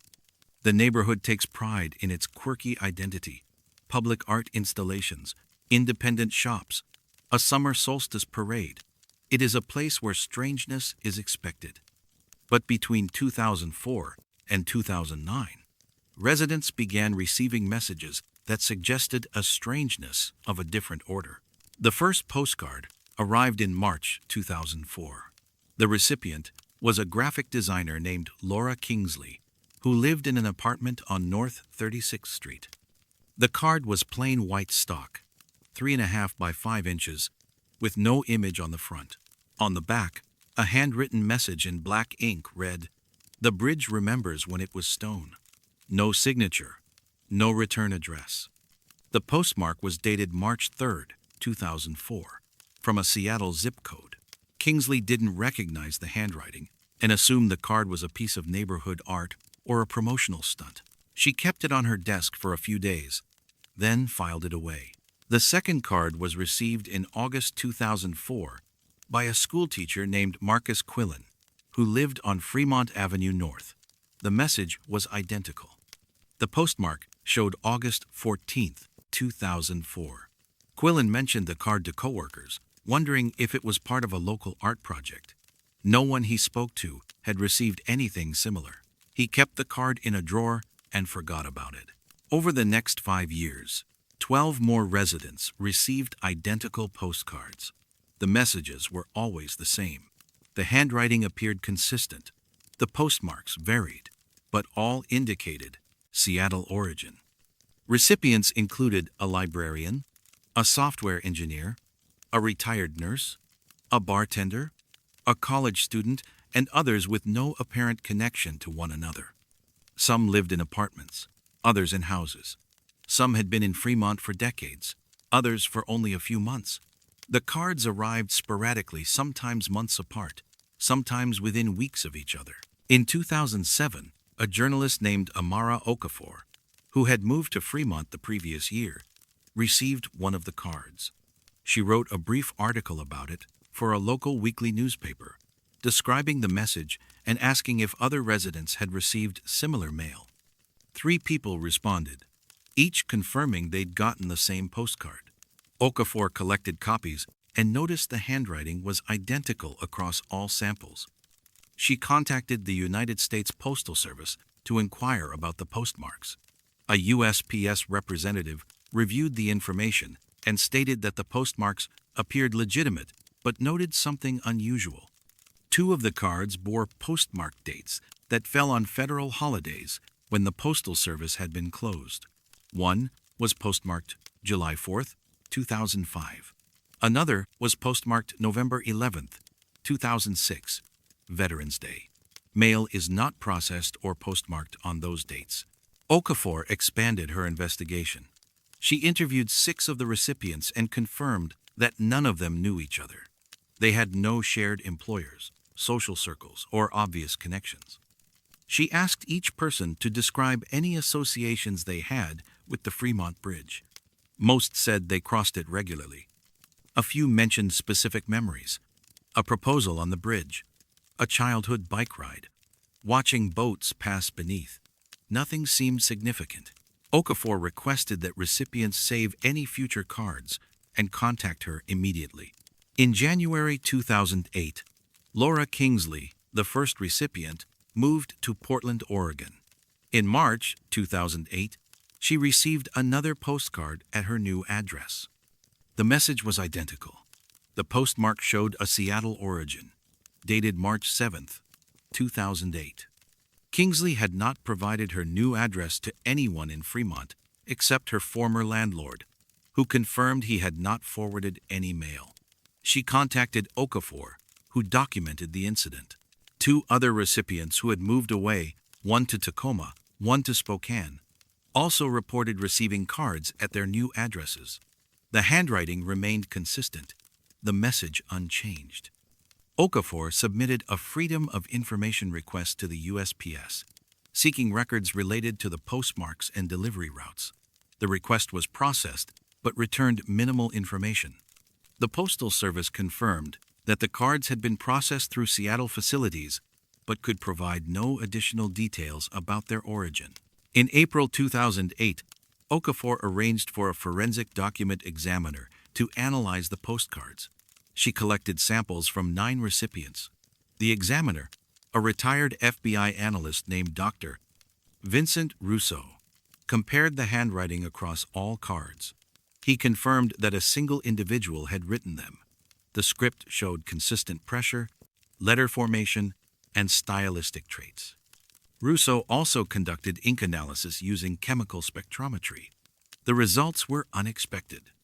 The ink on 3 of the cards, those postmarked in 2004 and 2005, contained chemical markers consistent with ballpoint pen ink formulations common in the 1980s. The ink on 4 cards from 2006 and 2007 matched formulations from the 1990s. The ink on 2 cards from 2008 showed characteristics of modern ink produced after 2000. Russo noted that the findings suggested either the use of old ink stocks or the possibility that the cards had been written at different times using contemporary inks from those periods. He acknowledged that the latter scenario was implausible, but stated he could not dismiss it based on the chemical evidence. He recommended further investigation into paper stock and adhesive residue on the stamps. Analysis of the paper showed standard commercial cardstock available continuously since the 1970s. The stamps were current issue United States postage. No anomalies were detected. Okafor published a follow-up article in May 2008, detailing the forensic findings. The article attracted regional attention, and several additional recipients came forward, bringing the total to 14. All described the same experience: an unexpected postcard, identical message, no explanation. One recipient, a man named Isaac Bergman, mentioned that he'd received his card in 2006 and had initially dismissed it as junk mail. After reading Okafor's article, he retrieved the card from a recycling bin and confirmed the message matched. In June 2008, Okafor contacted the Seattle Police Department to inquire whether the postcards constituted harassment or a criminal matter. A detective reviewed the information and concluded that, while unusual, the cards did not contain threats or explicit harmful intent. No investigation was opened. Okafor also reached out to local historians and bridge engineers, asking if the phrase, "the bridge remembers when it was stone," had historical significance. No one recognized it. Research into the Fremont Bridge's history revealed no stone predecessor. The earliest crossing at that location had been a wooden ferry, followed by a timber bridge, then the current steel structure. No stone bridge had ever existed there. A local folklorist, Dr. Helena Singh, suggested that the phrase might be metaphorical or symbolic, possibly referencing geological time or indigenous history. She contacted members of the Duwamish tribe, whose ancestral lands include the Fremont area. Tribal historians confirmed that the site had been a traditional crossing point, but noted that no stone structures had been built there.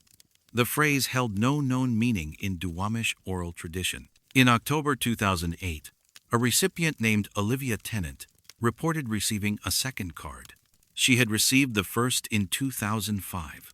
The second card arrived 3 years later, postmarked October 9th, 2008. The message was identical. Tennant was the only recipient known to have received more than one card. She contacted Okafor, who documented the event. Tennant mentioned that she had recently been researching her family genealogy and discovered that her great-grandmother had lived in Fremont in the 1920s. She wondered if there was a connection. Okafor investigated, but found no links between Tennant's family history and the other recipients. The final known card was received in March 2009 by a graduate student named Martin Ishida. The postmark was dated March 14th, 2009. After that, the cards stopped. No additional recipients came forward. Okafor continued to monitor the situation through 2010, but documented no new incidents. She attempted to interview postal workers who might have handled the cards, but turnover and routing complexities made it impossible to identify specific individuals. the investigation stalled. In 2011, Okafor compiled her findings into a long-form article for a regional magazine. The article summarized the timeline, forensic analysis, and recipient testimonies. She concluded that the postcards represented an unexplained phenomenon, possibly the work of an individual with access to historical ink supplies and knowledge of recipients' addresses, though she acknowledged that this explanation did not account for the cards following people who had moved, or the postmarks from closed postal days. The article generated brief online discussion, but no new leads. Dr. Russo, the forensic examiner, retained copies of the postcards and occasionally revisited the case. In a recorded interview in 2013, he stated that the ink dating remained the most troubling aspect. He said that while old ink could theoretically be preserved and used decades later, the consistency of the handwriting across different ink formulations suggested the writer had aged naturally between the 1980s and 2000s, or had access to a decades-long supply of period-appropriate inks. He found both scenarios implausible, but could offer no alternative. The postcards are now held by various recipients. Some have framed them. Others keep them in drawers or filing cabinets. Laura Kingsley, who moved to Portland, reported in 2015 that she had not received any additional cards. Marcus Quillen, still living in Fremont, mentioned in a casual conversation in 2016 that he occasionally walks across the Fremont Bridge and thinks about the message. He said he's tried to imagine what it would mean for a bridge to remember being stone, but the image always slips away before he can hold it. The phrase itself remains unexplained. No historical, geological, or metaphorical interpretation has been widely accepted.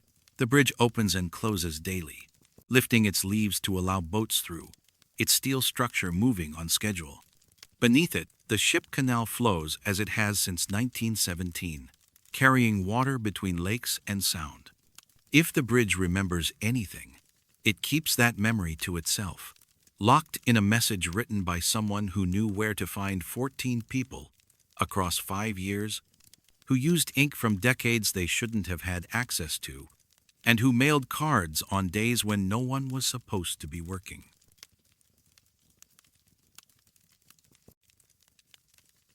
The ocean doesn't usually forget how to return.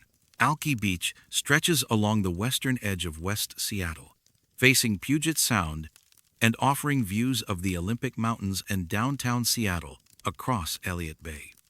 The beach was the site of the first Euro-American settlement in what would become Seattle, established in 1851 before the settlers relocated to the eastern shore. By the late 20th century, Alki had become a popular recreational area, a 2.5-mile stretch of sand and seawall where residents walked, jogged, and gathered during summer months. The beach experiences typical tidal patterns, with 2 high tides and 2 low tides each day, influenced by the gravitational pull of the moon and Sunday. The range between high and low tide averages 8 to 12 feet. The pattern is predictable, charted decades in advance by the National Oceanic and Atmospheric Administration. The water comes in, the water goes out. Except on 7 occasions spread across 18 years, when the water pulled back in a way that tides don't explain. The first documented incident occurred on August 7, 1983. A beach walker named Dorothy Villanueva was walking her dog near Alki Point at approximately 6:15 p.m. The tide was rising, as expected for that time of evening. Villanueva noticed the waterline beginning to recede. She assumed she had misjudged the tide schedule, though she walked the beach daily and rarely made such errors. Over the next 3 minutes, the water pulled back approximately 50 feet, exposing what should have been seafloor. Villanueva later described the recession as smooth and continuous, not the choppy withdrawal associated with strong winds or unusual currents. The newly exposed area was not sand or rock. It was simply absence of flat, featureless surface that reflected no light. Villanueva stood watching for several minutes. She noted that other beachgoers had stopped to observe as well. No one spoke. She later recalled the silence as the most unsettling aspect, not just the absence of wave sounds, but a dampening of all ambient noise, as if the air itself had withdrawn along with the water. After approximately 15 minutes, the water line began to return. The water moved forward in the same smooth manner it had receded, resuming its normal tidal rhythm. Villanueva checked her watch. The entire event had lasted 17 minutes. She reported the incident to Seattle Parks and Recreation the following day. No record of her report exists in departmental archives. The second incident was recorded on May 19, 1987. A marine biology teacher named Gregory Hoff was conducting a field study with students from a local high school.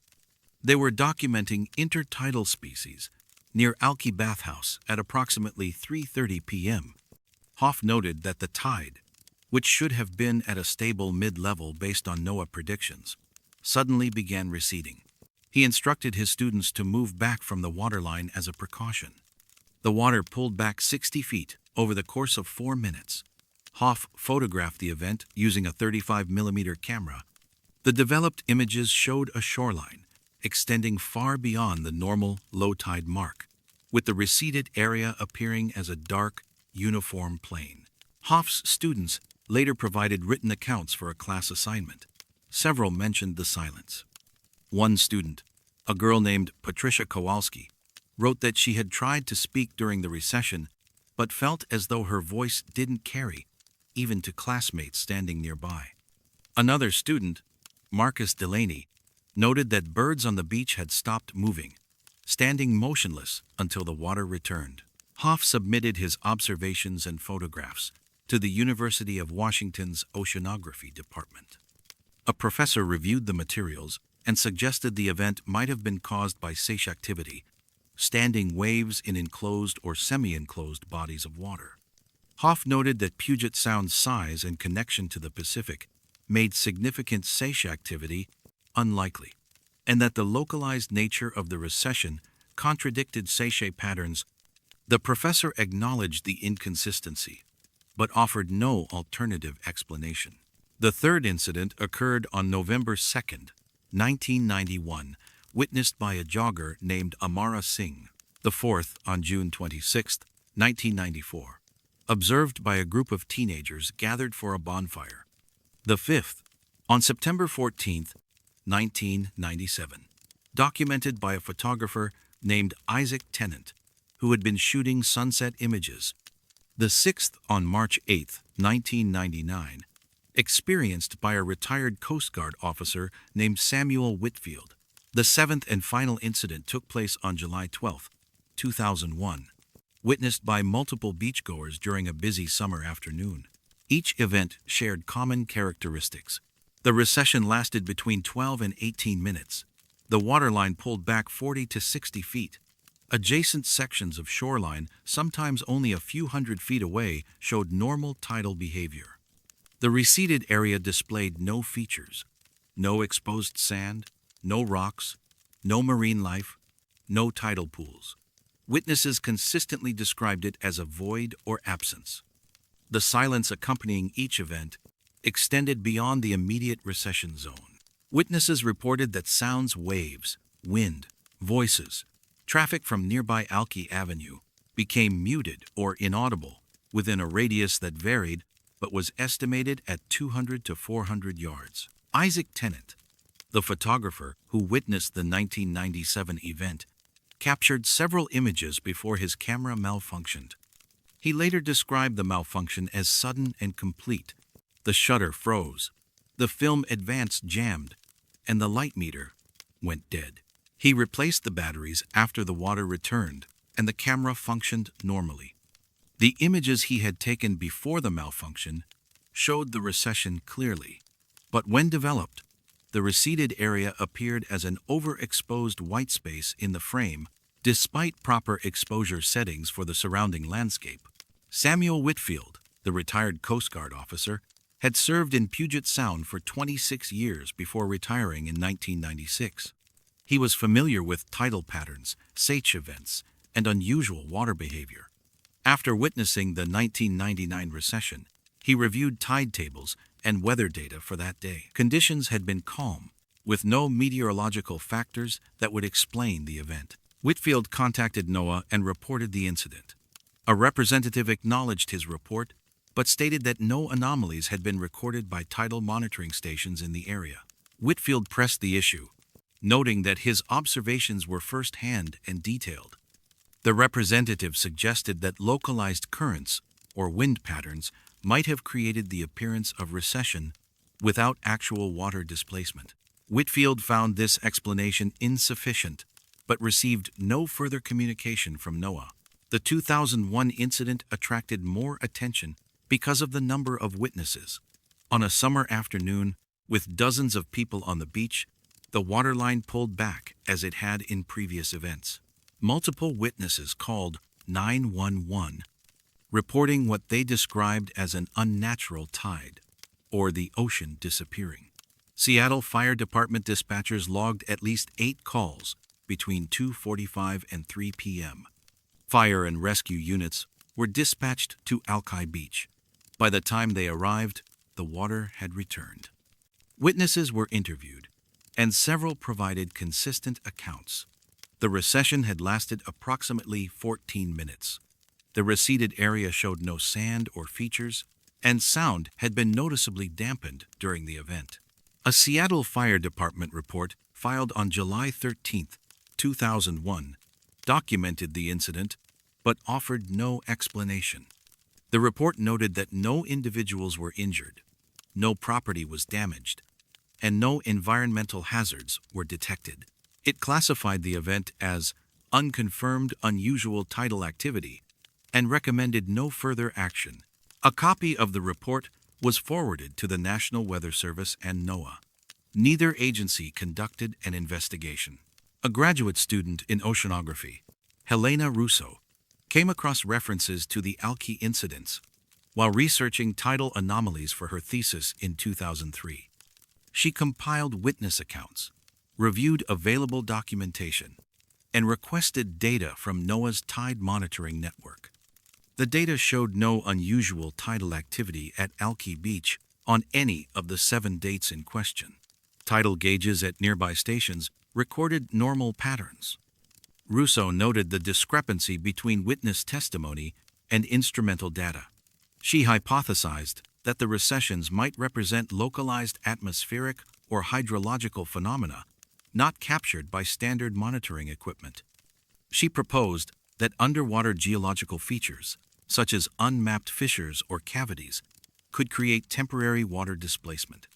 However, she acknowledged that this theory did not account for the absence of exposed seafloor, the silence, or the consistent duration of the events. Russo attempted to publish her findings in a peer-reviewed journal in 2004. The paper was rejected. Reviewers cited insufficient physical evidence and reliance on anecdotal testimony. One reviewer noted that the absence of instrumental confirmation raised questions about the reliability of witness accounts. Russo submitted the paper to 2 additional journals with similar results. She eventually abandoned the research and completed her thesis on a different topic. In 2007, a local historian named Martin Ishida began collecting oral histories from long-time Alki residents. During interviews, 3 individuals independently mentioned incidents where the tide had behaved unusually. One woman, who had lived near the beach since the 1970s, described an event she had witnessed in the early 1980s that matched the pattern of the documented recessions. She said she had never reported it because she assumed she had misunderstood what she was seeing. Ishida documented these accounts but did not investigate further. His oral history project focused on neighborhood development rather than environmental phenomena. No incidents have been reported since 2001. The beach continues to experience normal tidal patterns. NOAA maintains monitoring stations in Puget Sound, recording water levels at regular intervals. No anomalies have been flagged. The photographs taken by Gregory Hoff in 1987 and Isaac Tennant in 1997 are held by their respective families. Both have been examined by researchers, but reveal nothing beyond what the witnesses described. A shoreline extended impossibly far, with a dark, empty space where water should have been. Dorothy Villanueva, the first documented witness, passed away in 2010. Before her death, she mentioned the 1983 incident to her daughter, describing it as the strangest thing she had ever seen. She said the silence had stayed with her not as a memory of sound's absence, but as a physical sensation, something she felt in her chest, like waiting for an inhale that never came. Her daughter asked if she had been frightened. Villanueva said no. She said it had felt less like fear and more like recognition, as if the ocean had briefly revealed something it had been doing all along, just beyond perception, and she had been allowed to see it for a few minutes before it resumed pretending to be normal. The beach remains. The tides rise and fall on schedule, but 7 times across 18 years, the water pulled back in a way that left no trace except in the memories of those who watched it go, and in the intervals of silence that settled over the sand like a held breath, waiting for something that never quite arrived.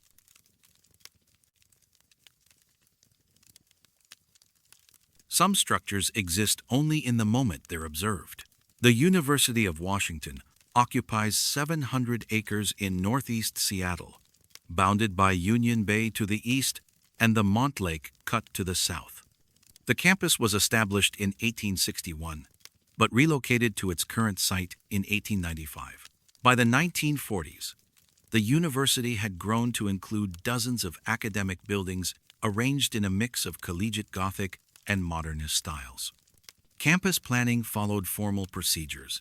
Architectural drawings were filed, construction permits issued, buildings numbered and cataloged. Every structure had documentation blueprints, dedication ceremonies, budget allocations.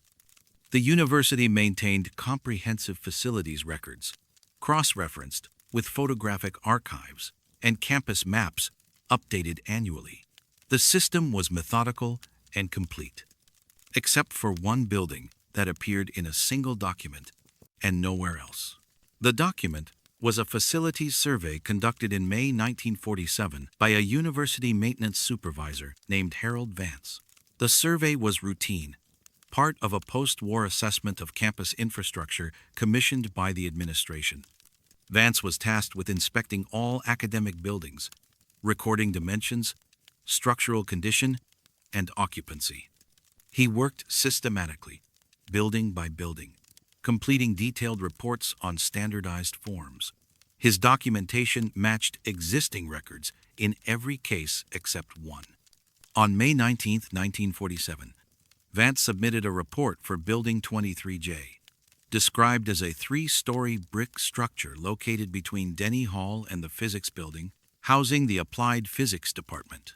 The report included floor plans sketched by hand, measurements for each room, and notes on heating systems, electrical capacity, and structural integrity. Vance noted that the building's interior smelled distinctly of ozone, and something else he described as cold air from a place that's been closed too long, like opening a cellar in winter. He recorded 18 rooms across 3 floors, classrooms, laboratories, faculty offices, and a library. He listed equipment observed in the laboratories: oscilloscopes, vacuum tubes, what he called radio apparatus, and machinery he couldn't identify. He spent approximately 2 hours in the building, completing his inspection around 3 p.m. The report was filed with the university's physical plant department. 6 months later, during a routine records review, a university archivist named Margaret Delacroix noticed an inconsistency. Vance's survey listed 24 campus buildings. She cross-referenced his list with the official building registry. 23 buildings matched. Building 23J did not appear in any registry, past or present. Delacroix checked architectural plans, construction records, and budget documents. No Building 23J. She reviewed campus maps from 1947 and earlier decades. No structure occupied the location Vance described. She examined aerial photographs taken by the Army Corps of Engineers in 1946 for post-war planning. The area between Denny Hall and the Physics Building showed open lawn, Delacroix requested clarification from Vance. In a brief memo dated December 3, 1947, Vance confirmed his report. He stated that he had inspected Building 23J on May 19th and stood by his documentation. He described entering through a main door facing the quad, ascending interior staircases, and documenting each floor systematically. He mentioned encountering one faculty member, a man in his 50s wearing a gray suit, who had nodded in acknowledgement but did not speak. Vance noted that the building had been quiet but not empty. He'd heard footsteps on upper floors and the hum of electrical equipment.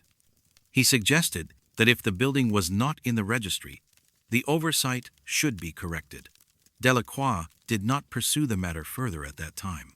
The memo was filed. The discrepancy resurfaced in 1963 when a graduate student in architectural history, Thomas Bergman, was researching campus development for his thesis. He encountered Vance's 1947 report while reviewing physical plant archives.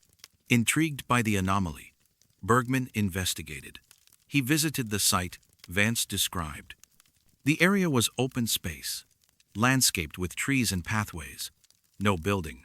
He checked with the university's facilities management office. No record of Building 23J. He reviewed every campus map from 1920 through 1963. The building never appeared. Bergman interviewed Harold Vance, who had retired from the university in 1958 but still lived in Seattle. Vance, then 61 years old, maintained that he had inspected the building. He described it in consistent detail. 3 stories, red brick exterior, tall windows with metal frames, a slate roof. He recalled the interior layout, the smell, the sound of his footsteps echoing in the stairwell. He mentioned the faculty member he'd seen, the laboratories filled with equipment, the sensation of being in a working academic building during operational hours. Bergman asked if Vance might have confused the location or conflated multiple buildings in memory. Vance became agitated. He insisted his memory was accurate. He produced a personal notebook from 1947 containing handwritten notes matching his official report. The notes included sketches of room layouts and observations about the building's acoustics, how sound seemed to carry differently than in other campus structures, as if the walls absorbed or redirected it. Bergman attempted to verify other details. He contacted the physics department, asking if an applied physics department had existed in 1947. University records showed that applied physics had been a research focus within the broader physics department during that period, but had not constituted a separate department with dedicated facilities. Bergman searched faculty rosters from 1947 for anyone who might have been working in applied physics. Several names emerged, but attempts to locate surviving faculty or their families yielded no interviews. Most had died, and those who could be reached had no recollection of a Building 23J. Bergman also examined university photographic archives. The university maintained an extensive collection of campus photographs dating back to the 19th century. He reviewed images from the 1940s, focusing on the area between Denny Hall and the physics building. Hundreds of photographs showed that quad from various angles, taken during different seasons and events. No 3-story brick building appeared in any of them. Bergman expanded his search to include informal photographs, student yearbooks, faculty collections, local newspaper archives. The building was absent from all visual records. In 1965, Bergman submitted his findings in a chapter of his thesis titled Phantom Structures: Errors and Anomalies in Institutional Records. He concluded that Vance's report represented either a clerical error, perhaps a misidentified building whose location was incorrectly recorded, or a detailed false memory. Bergman noted that Vance's sincerity and the specificity of his descriptions made simple error unlikely, but he could propose no alternative explanation. The thesis was accepted, and Bergman went on to a career in historic preservation. He occasionally mentioned the incident in professional contexts, describing it as an example of how institutional memory could be unreliable, even when documented. Harold Vance died in November 1989, at the age of 87. In his final years, he had spoken occasionally about Building 23J to family members. His daughter, Patricia Vance Kowalski, later recalled that her father had brought up the building during a conversation in 1987, 2 years before his death. He told her he'd been thinking about it more frequently, particularly the smell, the ozone, and cold air. He said he remembered standing in one of the laboratories, looking at equipment he didn't understand, and feeling a strange certainty that the work being done there was important, but somehow out of phase with everything else happening on campus. He didn't elaborate on what he meant by out of phase. Patricia asked if he'd ever considered that he might have misremembered the building's location or confused it with another structure. He said no. He said he'd walked through that building, touched its walls, breathed its air, and it had been as real as any place he'd ever been. He said the fact that no one else seemed to have known it existed didn't make it less real. It just made it harder to explain. In 2003, a university historian named Dr. Amara Singh was compiling a comprehensive database of campus buildings for the university's 150th anniversary. She encountered references to Building 23J in archived correspondence and included a brief note about the anomaly in her research documentation. She attempted to locate Vance's original report, but found that the physical plant archives from the 1940s had been partially destroyed in a storage facility fire in 1971. Copies of some documents had been preserved in other departments, but Vance's full report for Building 23J was not among them. Only Delacroix's 1947 memo summarizing the discrepancy remained. Singh contacted Thomas Bergman, who had retained a photocopy of Vance's report for his own files. Bergman provided the copy to Singh. She reviewed it and noted the level of detail, specific room dimensions, observations about construction materials, even comments about the quality of natural light in certain offices. She consulted with a structural engineer who confirmed that the measurements and descriptions were consistent with building practices of the 1940s. Nothing in the report suggested fabrication or fantasy. It read like routine documentation. Singh also discovered a second, previously unnoticed reference to Building 23J. In a 1948 requisition form filed by the physics department, a faculty member had requested the transfer of equipment currently stored in Building 23J to the main physics building. The requisition was approved, and the equipment listed as oscilloscopes and vacuum tube assemblies was transferred. Records indicated the equipment was received by the physics building, but contained no information about its origin. The requisition form offered no address or description of Building 23J beyond the building number. Singh attempted to trace the faculty member who had filed the requisition, a physicist named Dr. Leonard Ruggiero. He had left the university in 1951 and died in 1973. No personal papers or archives were available. Singh's research stalled. She included a brief mention of Building 23J in a footnote in her published history, describing it as an unexplained entry in facilities records, possibly a clerical error. The university has no current plans to investigate further. The physical plant archives remain incomplete due to the 1971 fire. Campus maps from the 1940s are accessible, and none show Building 23J. The area between Denny Hall and the physics building continues to serve as open space, modified over decades, with landscaping updates and pathway reconfigurations. Students cross it daily. No one reports anything unusual. But in a storage box held by Patricia Vance Kowalski, there is a notebook. Her father's handwriting fills the page's measurements, observations, sketches of floor plans. On one page, a note written in margin, "Smell stayed in my clothes all evening. Doris asked where I'd been. Said I'd been working in the old buildings. Didn't know how else to explain it." The date is May 19th, 1947. The building number is written at the top of the page in careful block letters, 23J. Somewhere in the records, a physicist requested equipment from a building that wasn't there. Somewhere in memory, a surveyor spent 2 hours walking through rooms that left no trace. And somewhere in the space between what was documented and what was known, a 3-story brick structure stood for a single afternoon, housing work that smelled like ozone, and the particular cold of something that exists just slightly to the left of where anyone thought to look.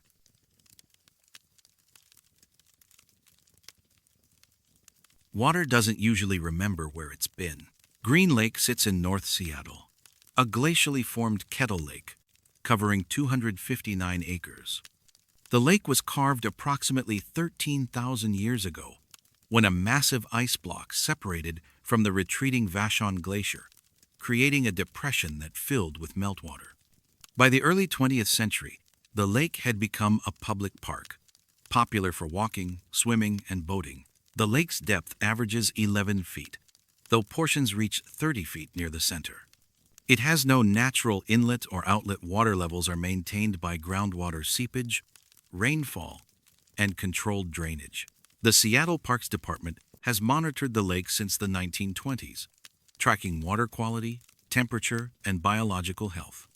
In all those years of observation, no one noticed that the lake was moving in 2 directions at once until a routine study in 1978 revealed something that shouldn't exist. The discovery occurred during a water circulation study conducted by the University of Washington's School of Aquatic and Fishery Sciences. A graduate student named Dr. Rita Alvarado was researching nutrient distribution patterns in urban lakes.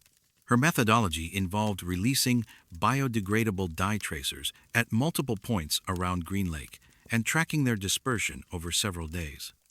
On June 15, 1978, she released red dye on the lake's western shore and blue dye on the eastern shore. Standard hydrological models predicted the dyes would mix within 48 hours, creating a uniform purple-tinted water column. After 72 hours, the dyes had not mixed. The red dye had spread throughout the western half of the lake in a clockwise pattern. The blue dye had dispersed across the eastern half in a counterclockwise pattern. A distinct boundary ran roughly north to south through the center of the lake, separating the 2 circulation systems. Alvarado repeated the experiment 3 times over the following month. Each test produced identical results. The boundary remained stable. The dyes never crossed it. Alvarado documented her findings and presented them to her thesis advisor, Dr. Kenneth Strand, a limnologist with 30 years of experience studying Pacific Northwest lakes. Strand was skeptical. Lakes don't maintain opposing circulation patterns without significant external forcing wind, inflow currents, or bathymetric features that channel water movement. Green Lake had none of these conditions in sufficient strength to create the observed pattern. Strand accompanied Alvarado to the lake in August and supervised additional dye tests. The results confirmed her observations. Strand arranged for more sophisticated measurements. In September 1978, researchers deployed current meters at 15 locations across the lake, recording water velocity and direction at hourly intervals for 2 weeks. The data showed 2 distinct gyres rotating water masses operating simultaneously. The clockwise gyre dominated the western half. The counterclockwise gyre controlled the eastern half. The boundary between them was approximately 6 feet wide, a transitional zone where water velocity dropped to near zero.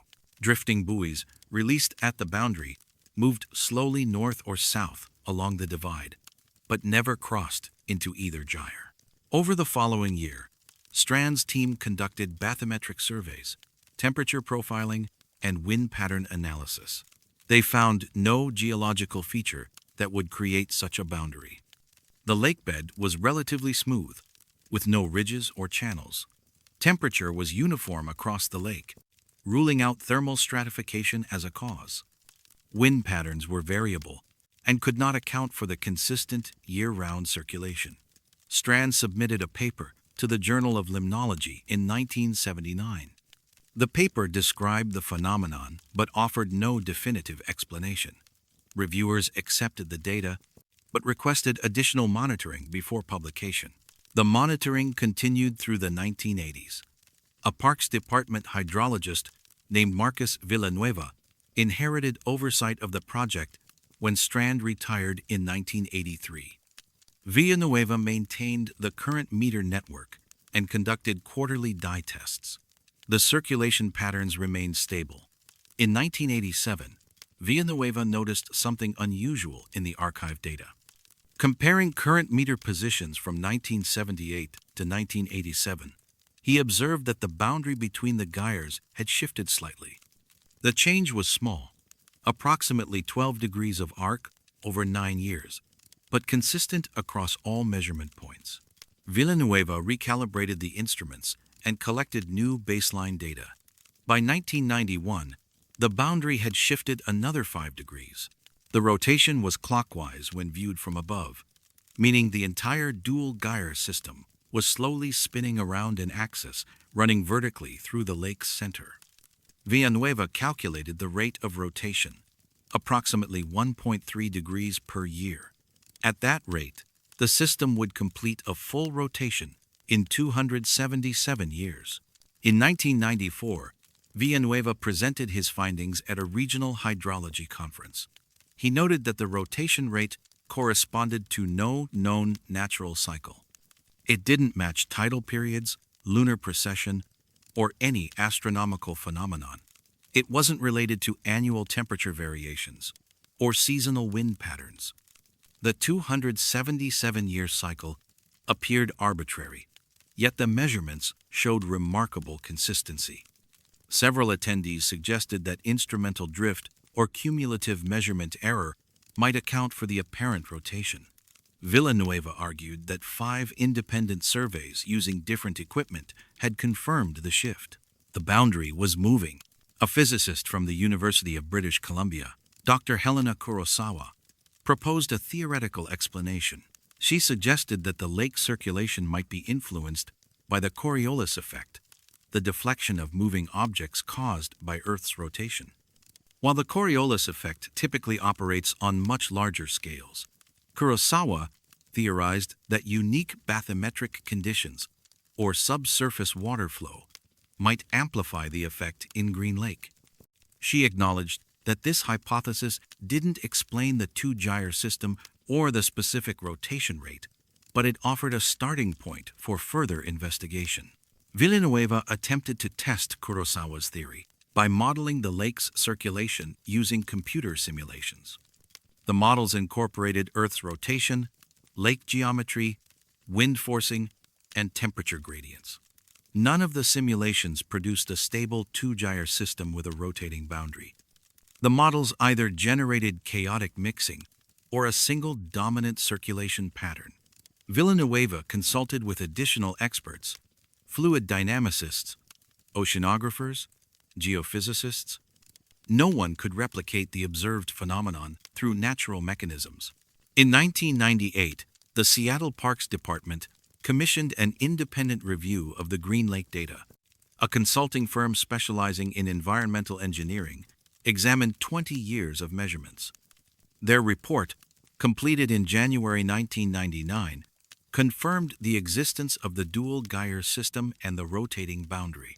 The report noted that the phenomenon was hydrologically anomalous, but did not pose any environmental or safety concerns. The consultants recommended continued monitoring, but advised against expensive intervention unless water quality declined. The Parks Department accepted the recommendations and maintained basic monitoring through the early 2000s. Budget constraints led to reduced measurement frequency quarterly instead of monthly surveys. In 2003, Villanueva retired. His replacement, a water quality specialist named Olivia Tennant, continued the monitoring program, but focused primarily on pollution control and algae management. The circulation studies became a lower priority. A research team from Oregon State University expressed interest in the phenomenon in 2007.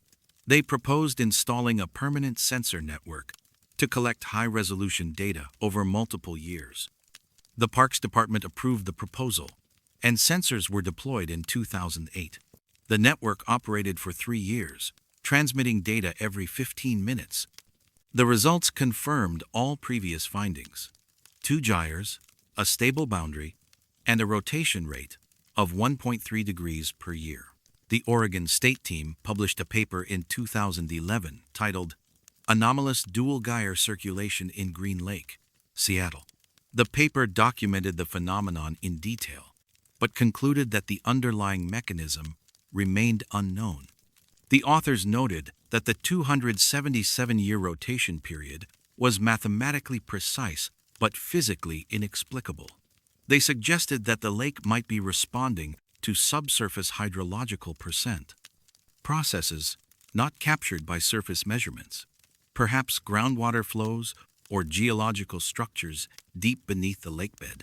In 2013, the sensor network was decommissioned due to equipment failures and lack of funding for repairs. The Parks Department reverted to manual quarterly surveys. The circulation patterns persisted. The boundary continued its slow rotation. By 2020, the boundary had shifted approximately 55 degrees from its 1978 position, consistent with the calculated rotation rate. No comprehensive study has been conducted since the Oregon State project. The data collected over 4 decades remains archived in university and city records, accessible to researchers, but rarely consulted. The lake continues to operate as it has since at least 1978, 2 gyres turning in opposite directions, separated by an invisible line that moves 1.3 degrees each year, tracing a circle that will close in approximately 222 more years, assuming nothing changes. Dr. Alvarado, who made the initial discovery, retired from active research in 2015. In a recorded interview for a university oral history project, she reflected on the Green Lake phenomenon. She said the most unsettling aspect wasn't the dual gyres themselves, but their precision. She described watching dye tracers approach the boundary and stop, as if encountering a physical barrier, though no barrier existed. She mentioned standing at the lake's edge in 1979, looking at water that appeared completely uniform, knowing it contained 2 systems that refused to acknowledge each other. She said it reminded her of standing at a border between countries, an invisible line that meant nothing to the landscape, but everything to what happened on either side. Marcus Villanueva, in an unpublished memo written shortly before his retirement, noted one additional observation. In 1996, during a particularly calm evening, he'd floated a small wooden boat at the boundary. The boat had drifted north along the divide for approximately 20 minutes, neither rotating clockwise nor counterclockwise, simply following the narrow zone of still water. He wrote that watching the boat reminded him of something he couldn't quite articulate, something about balance, or waiting, or systems that maintain themselves through rules no one had written down. He didn't include the observation in any official report, because it wasn't quantitative data. It was just something he'd noticed, standing alone at the lake on an evening when the wind had stopped and the water moved anyway. The lake is still there. People walk around it every day. 3 miles of paved path, circling water that turns in 2 directions at once. The boundary shifts a fraction of a degree each month, invisible, patient, tracing its slow circle toward a completion that won't occur for centuries. And somewhere in archived data, in measurements taken across decades, is the record of water that knows where it's going and refuses to deviate, following a pattern that predates its discovery and will outlast anyone who's tried to explain it.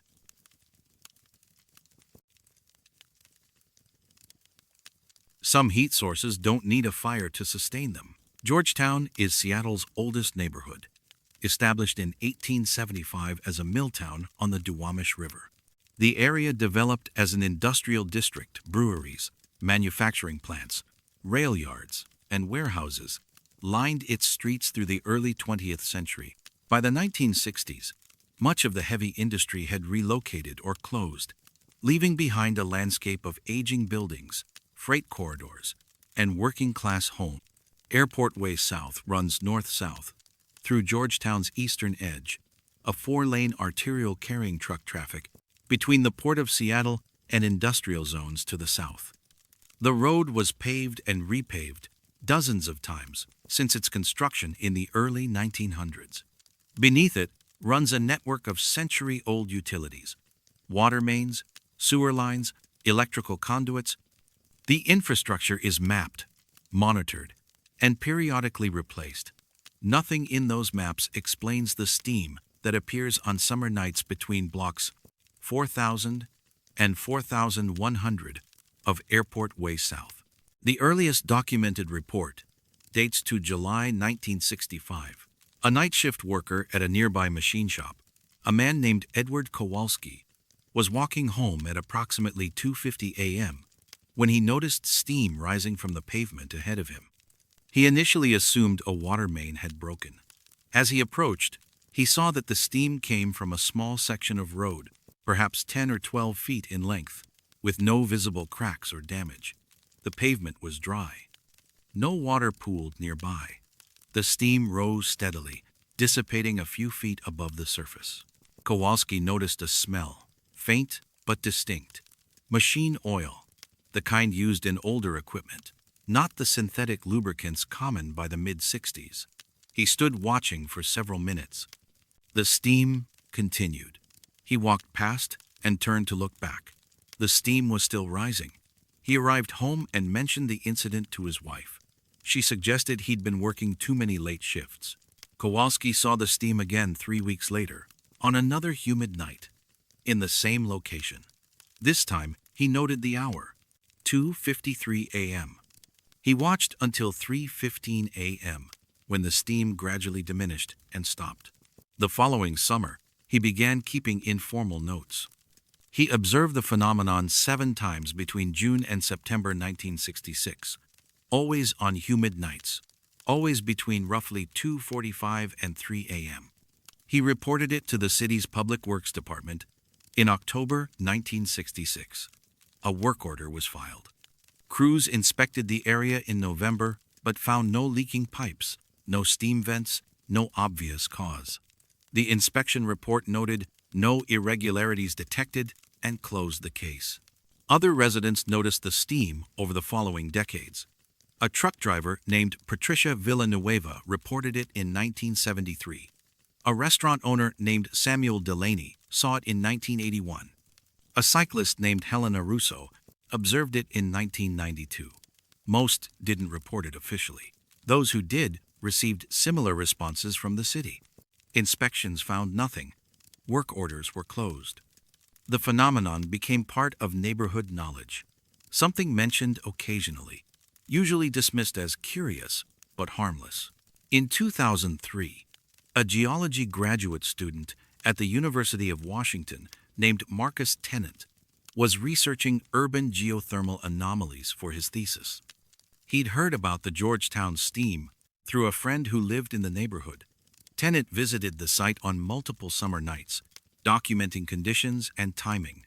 He first observed the steam on July 18, 2003, at 2:51 a.m. The weather was warm, humidity high. He measured the pavement surface temperature using an infrared thermometer, 68 degrees Fahrenheit. He measured the temperature of adjacent pavement sections, 67 to 69 degrees. No significant difference. Yet steam rose from the 12-foot section. He collected samples of the condensed moisture. Laboratory analysis showed ordinary water with trace minerals, consistent with Seattle's municipal supply, though no water lines ran directly beneath that section of road, according to city records.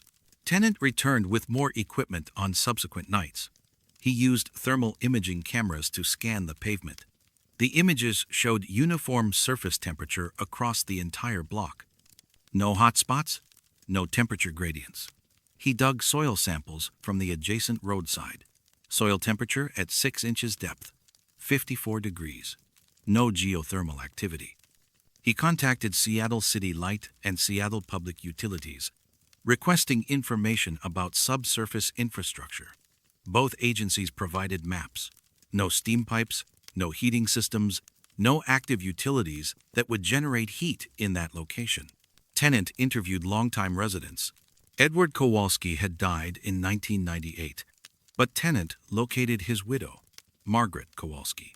She confirmed her husband's accounts and added that he'd been bothered by the phenomenon for years, not frightened, but puzzled.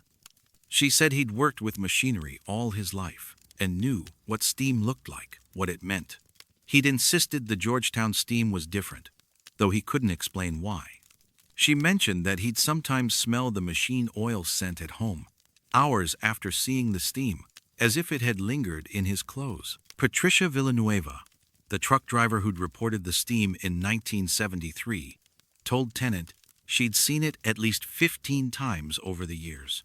She always saw it during the same narrow time window, never earlier than 2:30 a.m., never later than 3:15 a.m. She'd tried photographing it once, in 1987, but the images came out underexposed, showing only darkness and faint wisps that could have been anything. She said the steam had a texture to it, a density that regular steam didn't have. She couldn't describe it better than that. Helena Russo, the cyclist from 1992, mentioned that she'd stopped to watch the steam for nearly 20 minutes one August night. She said the stillness was what struck her most, not just the absence of traffic at that hour, but a quality of suspension, as if the air around the steam had paused. She'd felt compelled to reach toward the steam but hadn't. She didn't know why she hadn't. She just knew it seemed like something she shouldn't touch. Tennant compiled his findings into a thesis chapter titled Anomalous Vapor Emission on Airport Way South. He documented the timing consistency, the absence of heat sources, the witness testimonies, and his own observations. He proposed several hypotheses: residual heat from deep geological processes, chemical reactions in buried waste, or microclimatic conditions creating localized condensation. He acknowledged that none of these explanations adequately accounted for the observations, particularly the precise timing and the lack of measurable temperature variation. The thesis was completed in 2004. Tennant's advisor, Dr. Leonard Bergman, reviewed the chapter and suggested removing it. He said the phenomenon was interesting, but lacked sufficient physical data to support academic analysis. Tennant argued that the consistency of witness accounts and his own measurements warranted documentation. Bergman maintained that without a plausible mechanism, the chapter would undermine the thesis's credibility. Tennant revised the thesis, removing the Georgetown steam section. He kept his original notes and data. In 2007, Seattle's Department of Transportation repaved a 2-block section of Airport Way South that included the steam location. Tennant learned about the project and contacted the department, asking if crews had noticed anything unusual during excavation. A project manager responded that the work had been routine removal of old asphalt, grading, installation of new pavement. No anomalies reported. Tennant asked if samples of the subsurface material had been retained. The manager said samples were taken for standard testing, but had been discarded after analysis showed typical soil composition.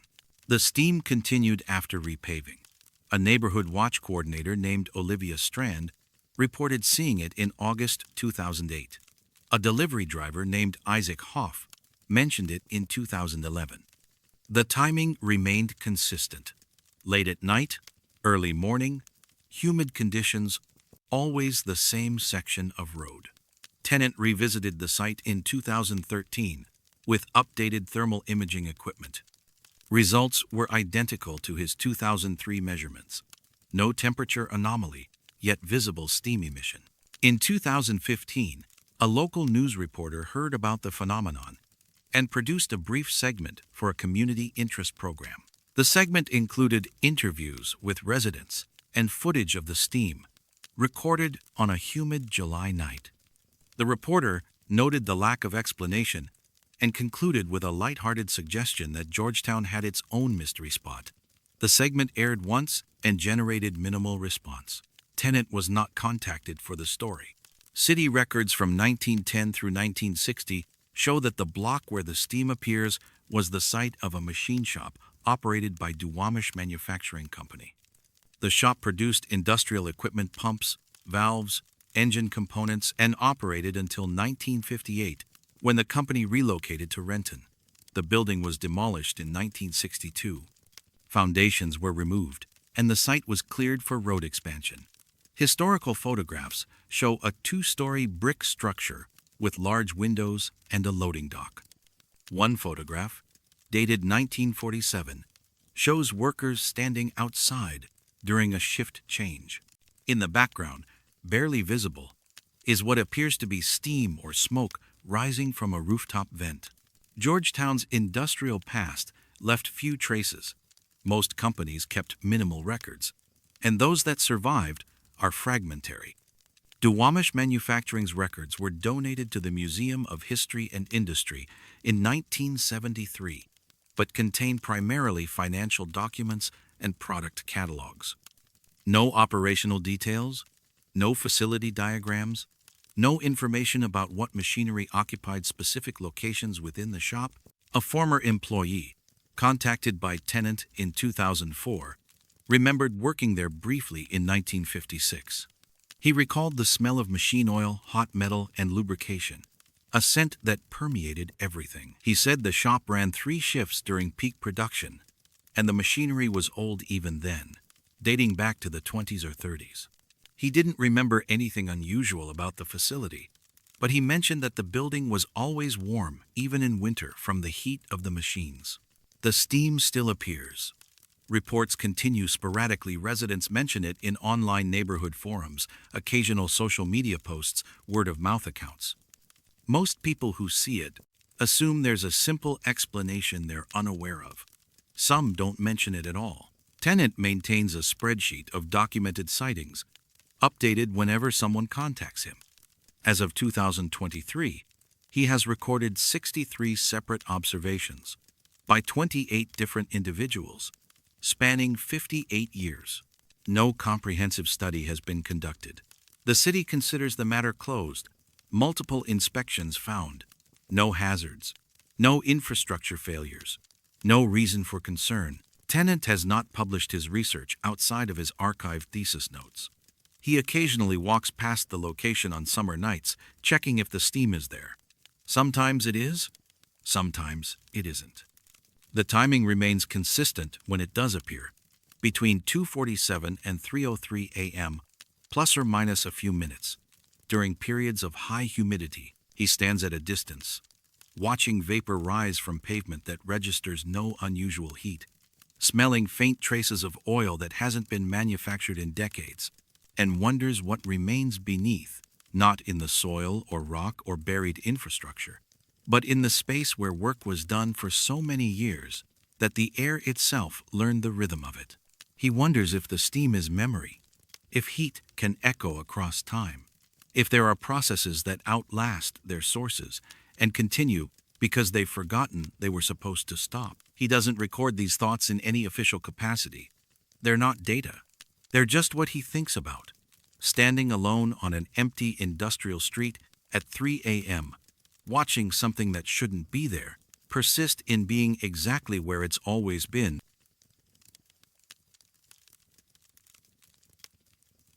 Some sounds don't come from anywhere you can point to. Capitol Hill is one of Seattle's most densely populated neighborhoods, occupying a ridge east of downtown with views of Elliott Bay and the Cascade Mountains. The area developed rapidly in the early 20th century as streetcar lines made the hilltop accessible. By the 2000s, Capitol Hill had become known for its mix of historic apartment buildings, Victorian homes converted to multi-unit housing, and newer construction. The neighborhood sits on glacial till deposited during the last ice age, compacted clay and gravel overlaying bedrock at varying depths. Utility infrastructure dates from multiple eras, some water mains from the 1920s, electrical systems upgraded incrementally through the decades, fiber optic cables installed in the 90s. The infrastructure maps show a dense web of services beneath the streets. Nothing in those maps predicted what residents would begin hearing in the summer of 2013. The first documented complaint was filed with the city's Noise Control Office on June 27, 2013. A resident named Laura Kingsley, living in an apartment building on East Pike Street, reported a persistent low-frequency hum audible in her bedroom between midnight and 3 a.m. She described it as similar to distant machinery or a large vehicle idling several blocks away. The sound was low enough that she felt it as much as heard it, a pressure in her chest, a subtle vibration in her skull. She'd tried to locate the source by moving through her apartment, but the sound seemed equally present in every room. She'd checked outside. No construction, no trucks, no obvious source. The sound stopped around 3:15 a.m. She experienced it again the following night. By mid-July, the city had received 8 additional complaints from residents in a roughly 6-block area bounded by East Pine Street to the north, Broadway to the west, 15th Avenue East to the east, and East Union Street to the south. All described the same phenomenon. A low hum, audible primarily at night, felt as much as heard. One resident, a sound engineer named Marcus Delaney, used audio recording equipment to capture the sound. His recording showed a consistent tone at 23 Hz, below the range of typical human hearing, but at the threshold where sound can be perceived as vibration. The frequency remained stable across multiple nights of recording.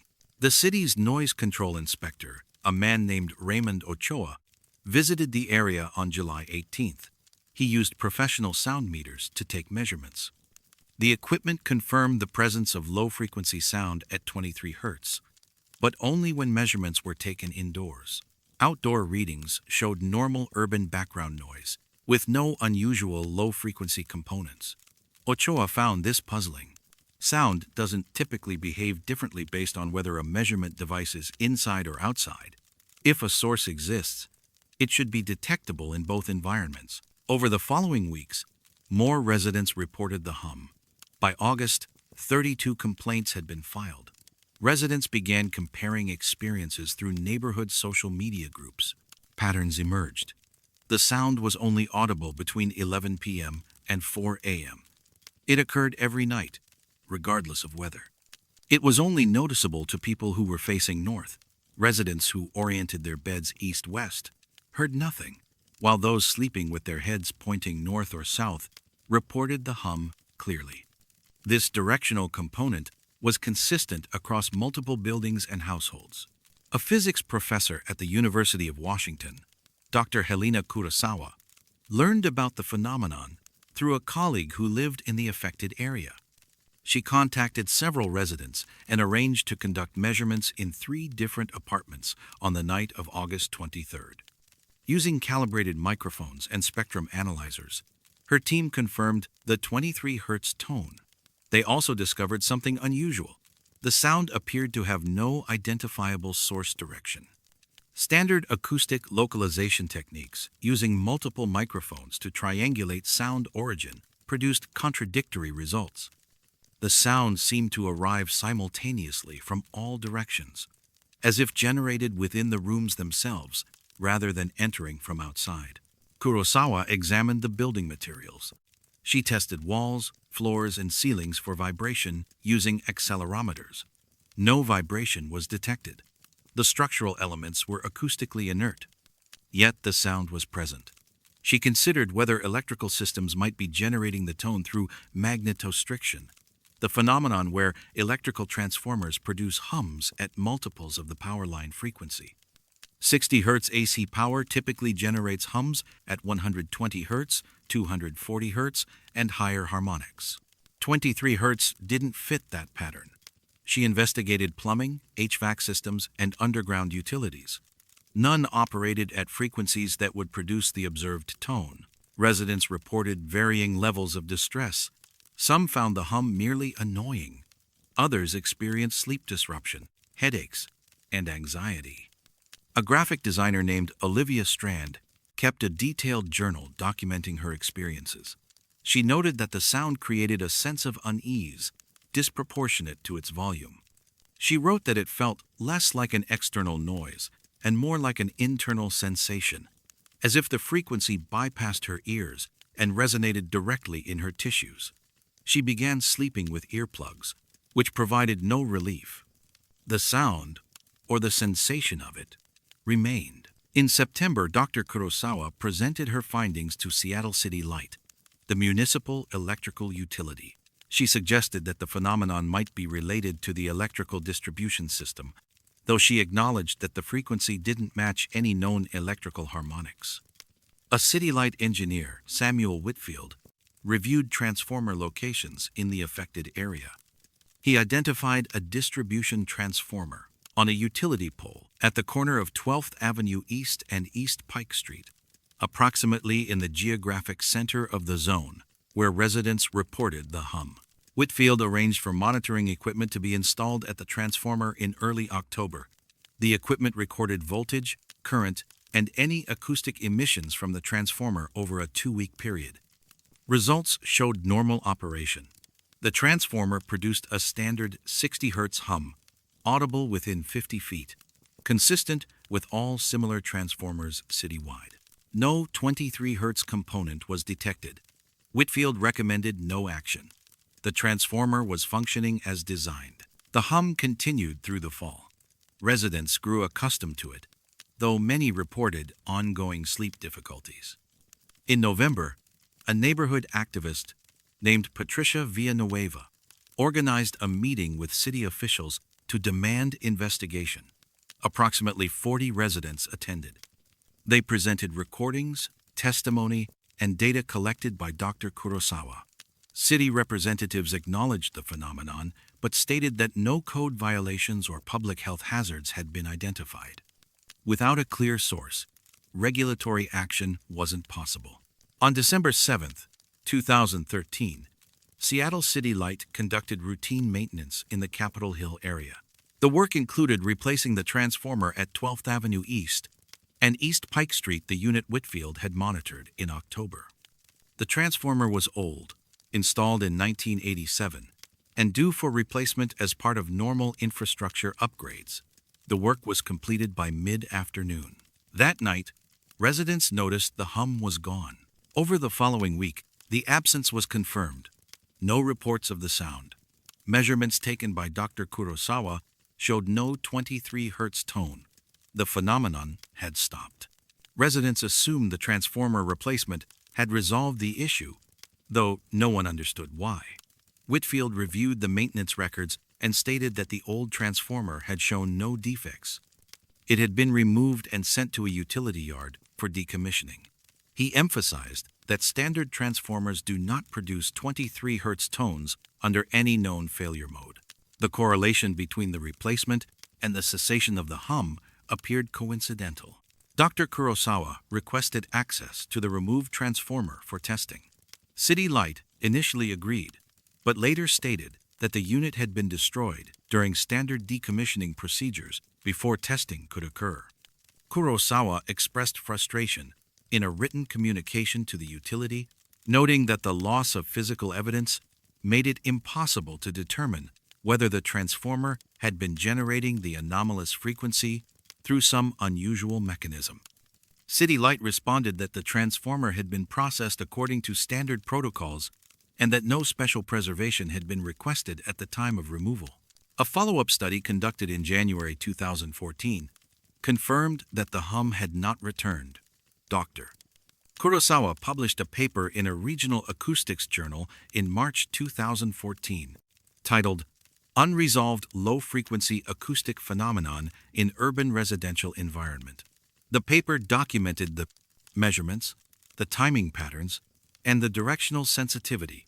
It noted the apparent correlation with transformer replacement, but stated that no causal mechanism had been established. The paper concluded that the phenomenon remained unexplained.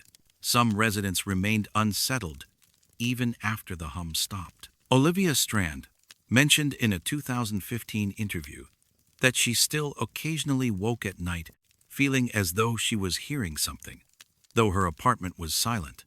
She said the experience had changed how she thought about sound, made her aware that perception wasn't always reliable, that things could be present without being identifiable. She said she sometimes wondered if the hum was still there, and she'd simply stopped being able to hear it. Marcus Delaney, the sound engineer who had recorded the phenomenon, kept his audio files. He analyzed them periodically, looking for patterns or explanations he might have missed. In 2016, he noticed something he hadn't observed before. The 23 Hz tone showed phase coherence. The wave peaks and troughs aligned too precisely to be random environmental noise. Phase coherence suggests a single source, or multiple sources synchronized with extreme precision. Delaney couldn't determine what that source had been, but the data indicated intentionality, or design, rather than accident. The transformer that was removed remains unexamined. City Light maintains no records beyond standard decommissioning documentation. Attempts to trace where the unit was sent or whether any components were salvaged have been unsuccessful. The utility considers the matter closed. No similar phenomena have been reported in Capitol Hill since December 2013. Dr. Kurosawa occasionally lectures on unexplained acoustic phenomena and includes the Capitol Hill resonance as a case study.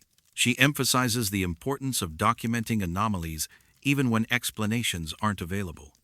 She notes that the directional sensitivity, the fact that the sound was only audible to people facing north, suggests interaction with biological orientation mechanisms, possibly related to magnetoreception or other sensory pathways not fully understood. She acknowledges this is speculative. She says the most troubling aspect wasn't the sound itself, but the precision of its characteristics, the exact frequency, the consistent timing, the geographic boundaries. She says natural phenomena tend toward variation. This didn't vary. It behaved like something calibrated. The neighborhood continues. Buildings stand as they did.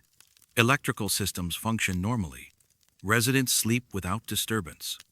But archived in recordings, in journal entries, in spectrum analyzer data, is evidence of 5 months when something operated beneath the threshold of explanation.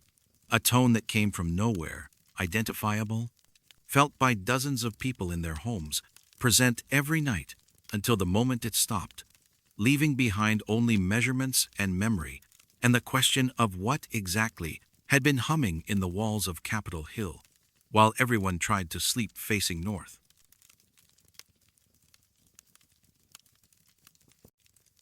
Some ground refuses what's planted in it. Discovery Park occupies 534 acres on Magnolia Bluff in northwest Seattle, overlooking Puget Sound. The land served as Fort Lawton, a U.S. Army installation, from 1897 until 1972, when most of the property was transferred to the city for park development. During its military tenure, Fort Lawton housed infantry units, processed troops for Pacific deployments during both World Wars, and maintained coastal defense batteries. The fort's infrastructure included barracks, parade grounds, officers' quarters, and support facilities. When the Army departed, many structures were demolished or repurposed. The land was allowed to return to a semi-natural state. Douglas fir and western red cedar reclaimed cleared areas, understory vegetation filled in around remaining buildings, and trails were cut through second-growth forest. The park opened to the public in 1973. Within a year, park staff began noticing a peculiarity in the South Meadow Forest section, a circular area where nothing grew. The clearing was first formally documented in a 1974 vegetation survey conducted by Seattle Parks and Recreation. A botanist named Margaret Delacroix was mapping plant communities throughout the new park when she encountered the Bear Circle. She measured it, 27 feet in diameter, nearly perfectly round. The ground was level, covered in a thin layer of duff and leaf litter, but no living plants, no grass, no moss, no seedlings. She noted it in her survey report as unexplained barren zone and assumed it was a remnant of military activity, perhaps a fuel dump site or area treated with herbicides. Soil samples were collected in 1975. Laboratory analysis showed typical forest soil composition, adequate organic matter, neutral pH, normal nutrient levels, no herbicide residues, no heavy metals, no chemical contamination. The soil was suitable for plant growth, yet nothing grew there. Park Maintenance Supervisor Harold Vance attempted to seed the area with native grasses in the spring of 1976. The seeds failed to germinate.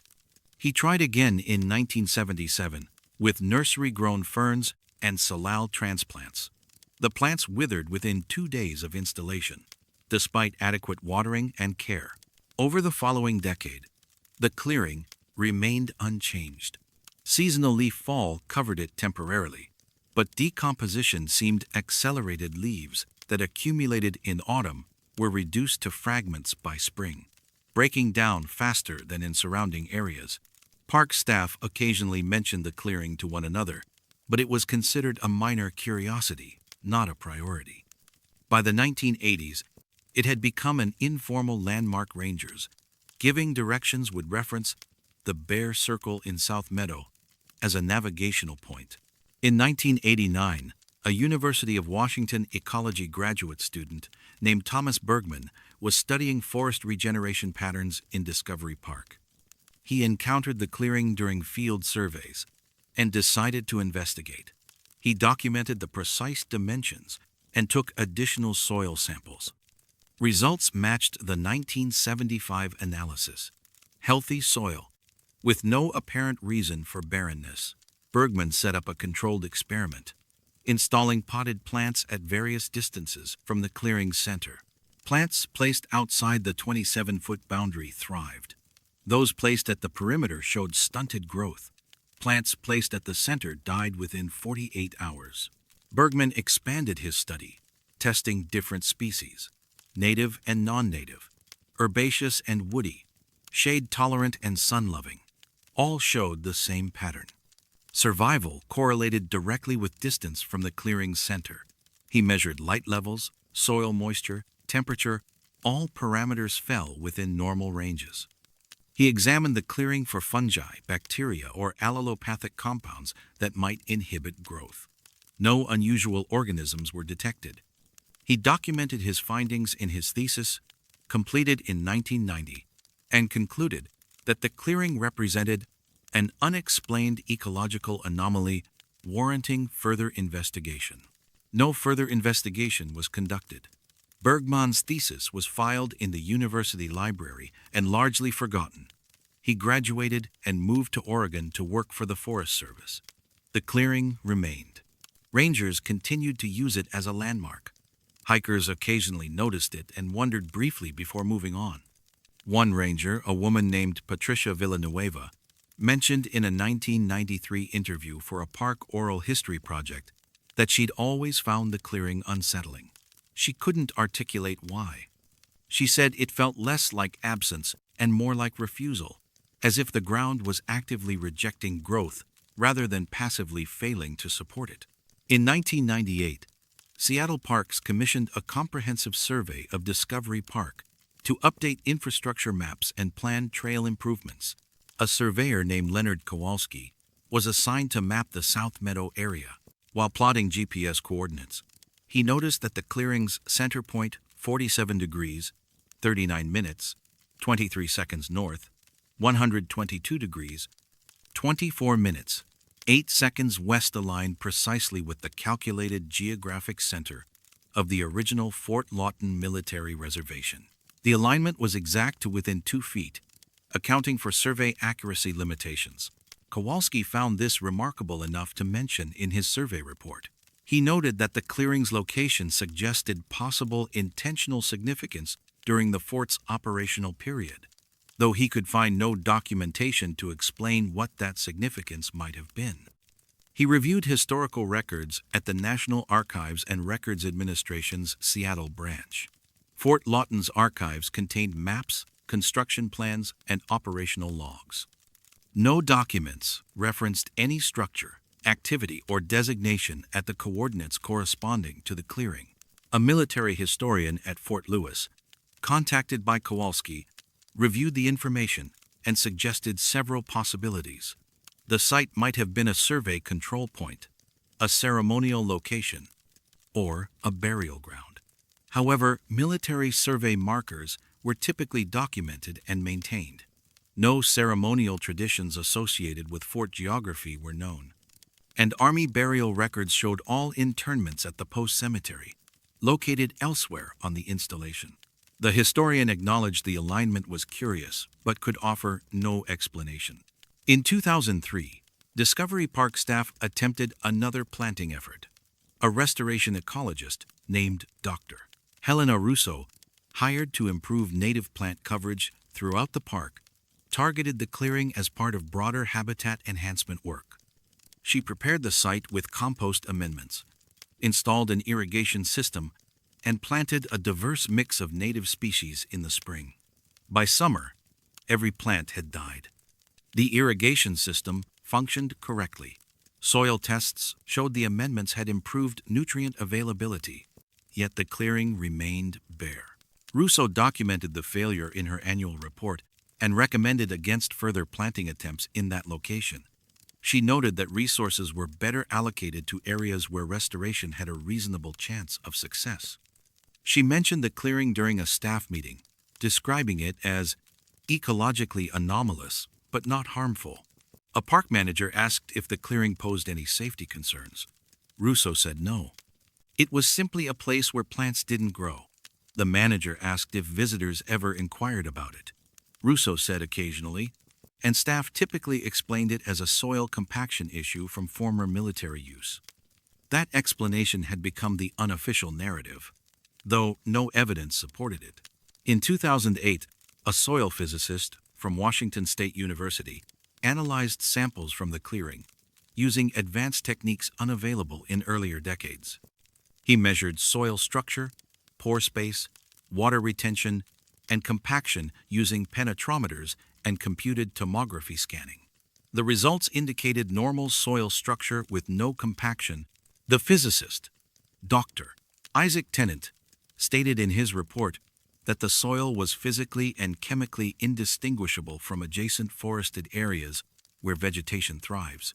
He could identify no reason for the persistent barrenness. A Parks Department employee named Olivia Strand, working on a historical research project in 2012, discovered a brief mention of the clearing in a 1964 Fort Lawton maintenance log. The entry, dated August 7, 1964, noted, "South Sector maintenance deferred.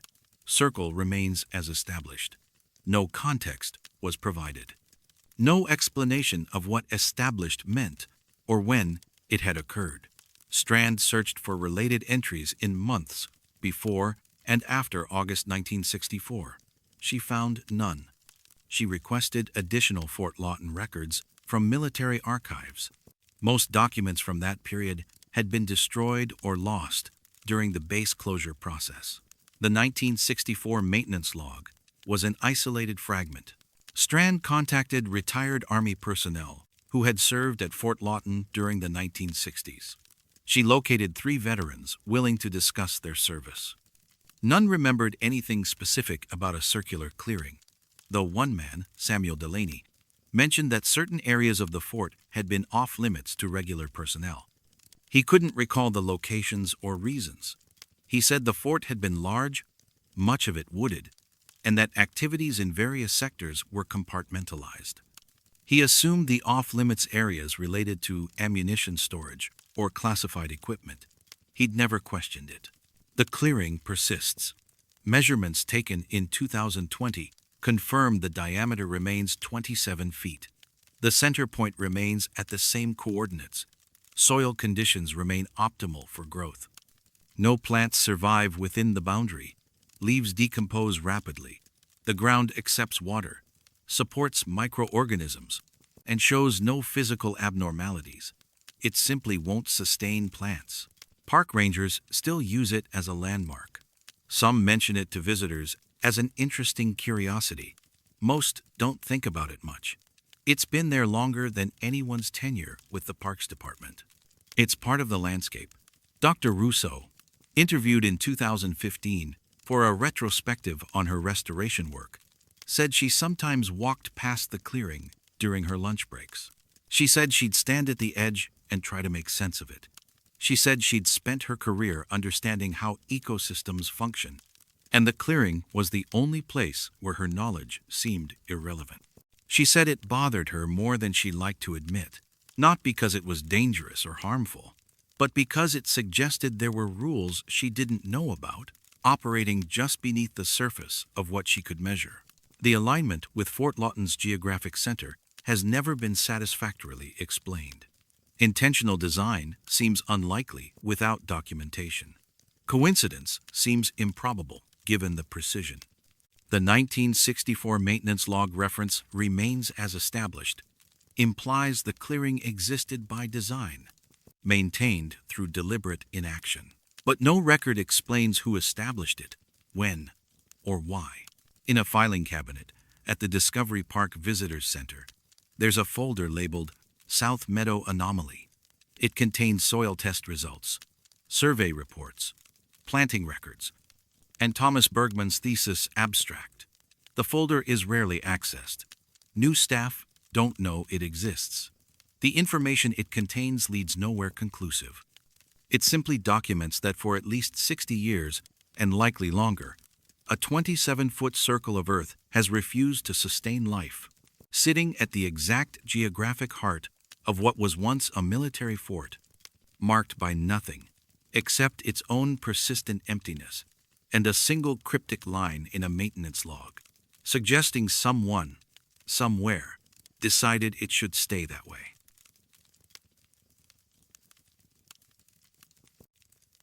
Time doesn't usually run at different speeds in different places. Beacon Hill rises south of downtown Seattle, a residential neighborhood built on a ridge, with views of the city skyline and Elliott Bay. The area developed in the early 20th century as Seattle expanded beyond its original boundaries, with modest homes built for working families. By the 1980s, Beacon Hill had become one of the city's most diverse neighborhoods, home to immigrants from Asia, Latin America, and Africa. Alongside long-established Italian and Filipino communities, the streets follow the hill's contours, steep in places, leveling out near the summit where small commercial districts serve local residents.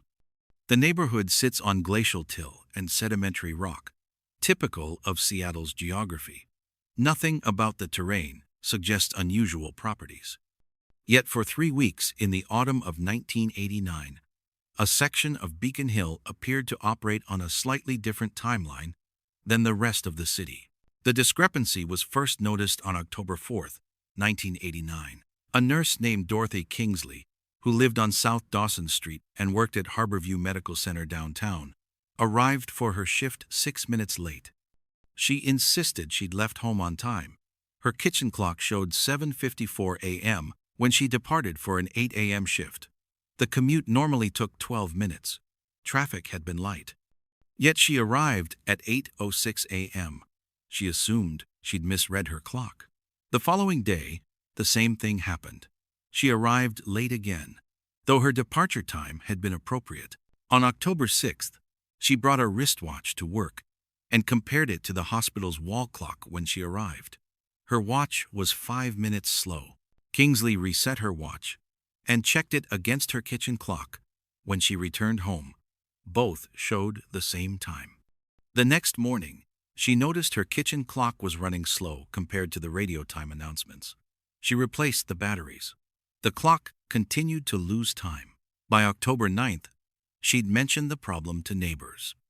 Several reported similar experiences, clocks running slow, arriving late to appointments, despite careful time management, a persistent sense that their schedules were slightly out of sync with the rest of the city. A retired engineer named Marcus Villanueva, who lived on 14th Avenue South, began documenting the phenomenon. He owned multiple clocks, 2 electric wall clocks, a battery-powered alarm clock, and a mechanical wristwatch. On October 10th, he synchronized all of them with the National Institute of Standards and Technology telephone time service. He called the time service hourly throughout the day, comparing his clocks to the official time. By evening, all 4 clocks were running slow, by approximately 4 to 5 seconds. He repeated the experiment over the following days.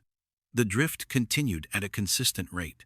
Villanueva contacted other residents in the neighborhood, asking them to check their clocks.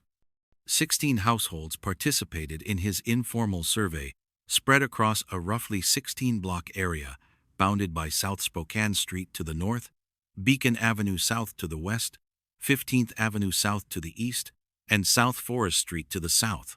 All reported the same phenomenon: clocks losing time at a rate of approximately 4.7 seconds per day. The drift affected mechanical, electric, and battery-powered timekeeping devices equally. Watches worn on residents' wrists showed the same drift. Digital clocks, analog clocks, spring-wound mechanisms all drifted at the same rate. Villanueva compiled his data and contacted the University of Washington Physics Department on October 14th.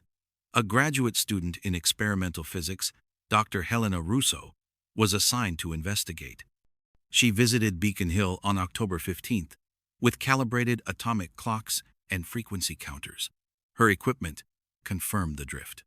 Clocks in the affected area ran slow relative to standard time, with the discrepancy accumulating at 4.7 seconds per 24-hour period. Russo measured electrical power line frequency 60 Hz in the United States, used by electric clocks for timekeeping. The frequency was normal. She checked for electromagnetic interference that might affect electronic oscillators. None detected. She examined residents' clocks for manufacturing defects or battery issues. The clocks were functioning correctly. They were simply operating in an environment where time accumulated more slowly. Russo expanded her investigation, placing synchronized atomic clocks at 6 locations across the affected area. She monitored them continuously for 3 days. All 6 clocks showed the same drift. She placed control clocks outside the neighborhood. Those kept accurate time. The boundary was distinct. Clocks within the 16-block zone drifted. Clocks outside did not. Russo documented her findings in a preliminary report submitted to her advisor on October 19th. She noted that the phenomenon had no precedent in physics literature. Time dilation effects exist in relativity. Gravity and velocity affect time's passage, but the required conditions don't occur in ordinary residential settings. The drift wasn't large enough to be relativistic in origin, yet it was too consistent and widespread to be instrumental error. Residents began comparing experiences beyond timekeeping. Several mentioned feeling as though days lasted slightly longer than usual, though they acknowledged this might be psychological suggestion after learning about the clock drift. A schoolteacher named Patricia Delaney said her morning routines felt unhurried, as if she had more time than the clock indicated. A restaurant owner named Samuel Hoff noted that food preparation seemed to take longer, though his kitchen timers matched the wall clock. These accounts were subjective and couldn't be quantified, but the consistency was notable. On October 21st, Russo brought additional equipment to Beacon Hill: cesium atomic clocks accurate to nanoseconds, GPS receivers for time synchronization, and gravimeters for measuring local gravitational variations. She found no gravitational anomalies. The GPS receivers, which derive time from satellite signals, showed the same drift as mechanical clocks, and the receivers indicated correct time when initially synchronized, then drifted slow while in the affected area. This ruled out local oscillator problems. Something was affecting time accumulation itself, not the devices measuring it. Russo contacted the National Institute of Standards and Technology in Boulder, Colorado, explaining the phenomenon. A physicist there suggested several possibilities. Localized variations in the gravitational field, though none had been detected. Interference with GPS signals, though that wouldn't affect mechanical clocks. Or systematic measurement error, though Russo's methodology appeared sound. The physicist recommended continued monitoring and suggested involving colleagues from NIST if the phenomenon persisted beyond a month. It didn't persist that long. On October 23rd, At 3:17 a.m., residents throughout the affected area were awakened by a sound described variously as a click, a snap, or a pulse that seemed to come from every clock simultaneously. Those who checked their timepieces found that all clocks had jumped forward by approximately 5 seconds. Villanueva, who had been monitoring his clocks continuously, documented the exact moment, 3:17 a.m. and 12 seconds. At that instant, all four of his clocks advanced to 3:17 a.m. and 16.7 seconds. The accumulated drift had corrected itself in a single adjustment. Russo's monitoring equipment captured the event. The atomic clocks she'd placed throughout the neighborhood showed an instantaneous 5-second advancement at precisely 3:17 a.m. GPS logs confirmed the timing. The drift had ended. Over the following days, Russo continued monitoring. Clocks in the area maintained accurate time. The phenomenon had ceased as abruptly as it had begun. Russo submitted a final report on November 3, 1989. She documented the 3-week duration, the consistent drift rate, the distinct geographic boundary, and the sudden correction. She could provide no explanation. Her report concluded, the observed timekeeping anomaly in the Beacon Hill neighborhood of Seattle represents an unexplained deviation from standard temporal progression. No known physical mechanism accounts for the uniform drift across all timekeeping methods, nor for the instantaneous correction observed on October 23rd. Further investigation is warranted if the phenomenon recurs. The report was filed with the University Physics Department. No further investigation was conducted. Russo completed her doctorate in 1991 on an unrelated topic and left academia for private industry. Villanueva kept his documentation handwritten logs, synchronized clock readings, and witness statements from participating neighbors. He occasionally mentioned the incident to friends, but received mostly skeptical responses. Most people assumed there had been a simple explanation he'd overlooked. In 2006, a science journalist researching temporal anomalies came across a reference to Russo's report in university archives. She contacted Villanueva, who was still living on Beacon Hill. He provided copies of his records. The journalist wrote a brief article for a regional science magazine, describing the 1989 incident as an unexplained timekeeping mystery. The article generated little response. Russo, contacted for comment, stated that she stood by her findings but had no new insights to add. No similar phenomenon has been reported in Beacon Hill since October 1989. Residents who experienced the drift continue living in the neighborhood. Most have forgotten the incident or remember it as a strange but inconsequential occurrence. Dorothy Kingsley, the nurse who first noticed the problem, moved to Oregon in 1993. Before leaving, she mentioned in a conversation with a neighbor that she still sometimes felt as though time moved differently on Beacon Hill, not measurably, just perceptibly, as if the neighborhood remembered those 3 weeks when it had operated on its own schedule.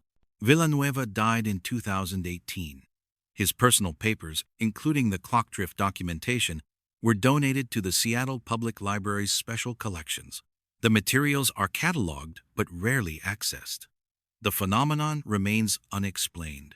No theory adequately accounts for how mechanical, electrical, and atomic timekeeping systems could drift uniformly in a localized geographic area, then correct simultaneously. The physics required for such an effect don't exist in standard models.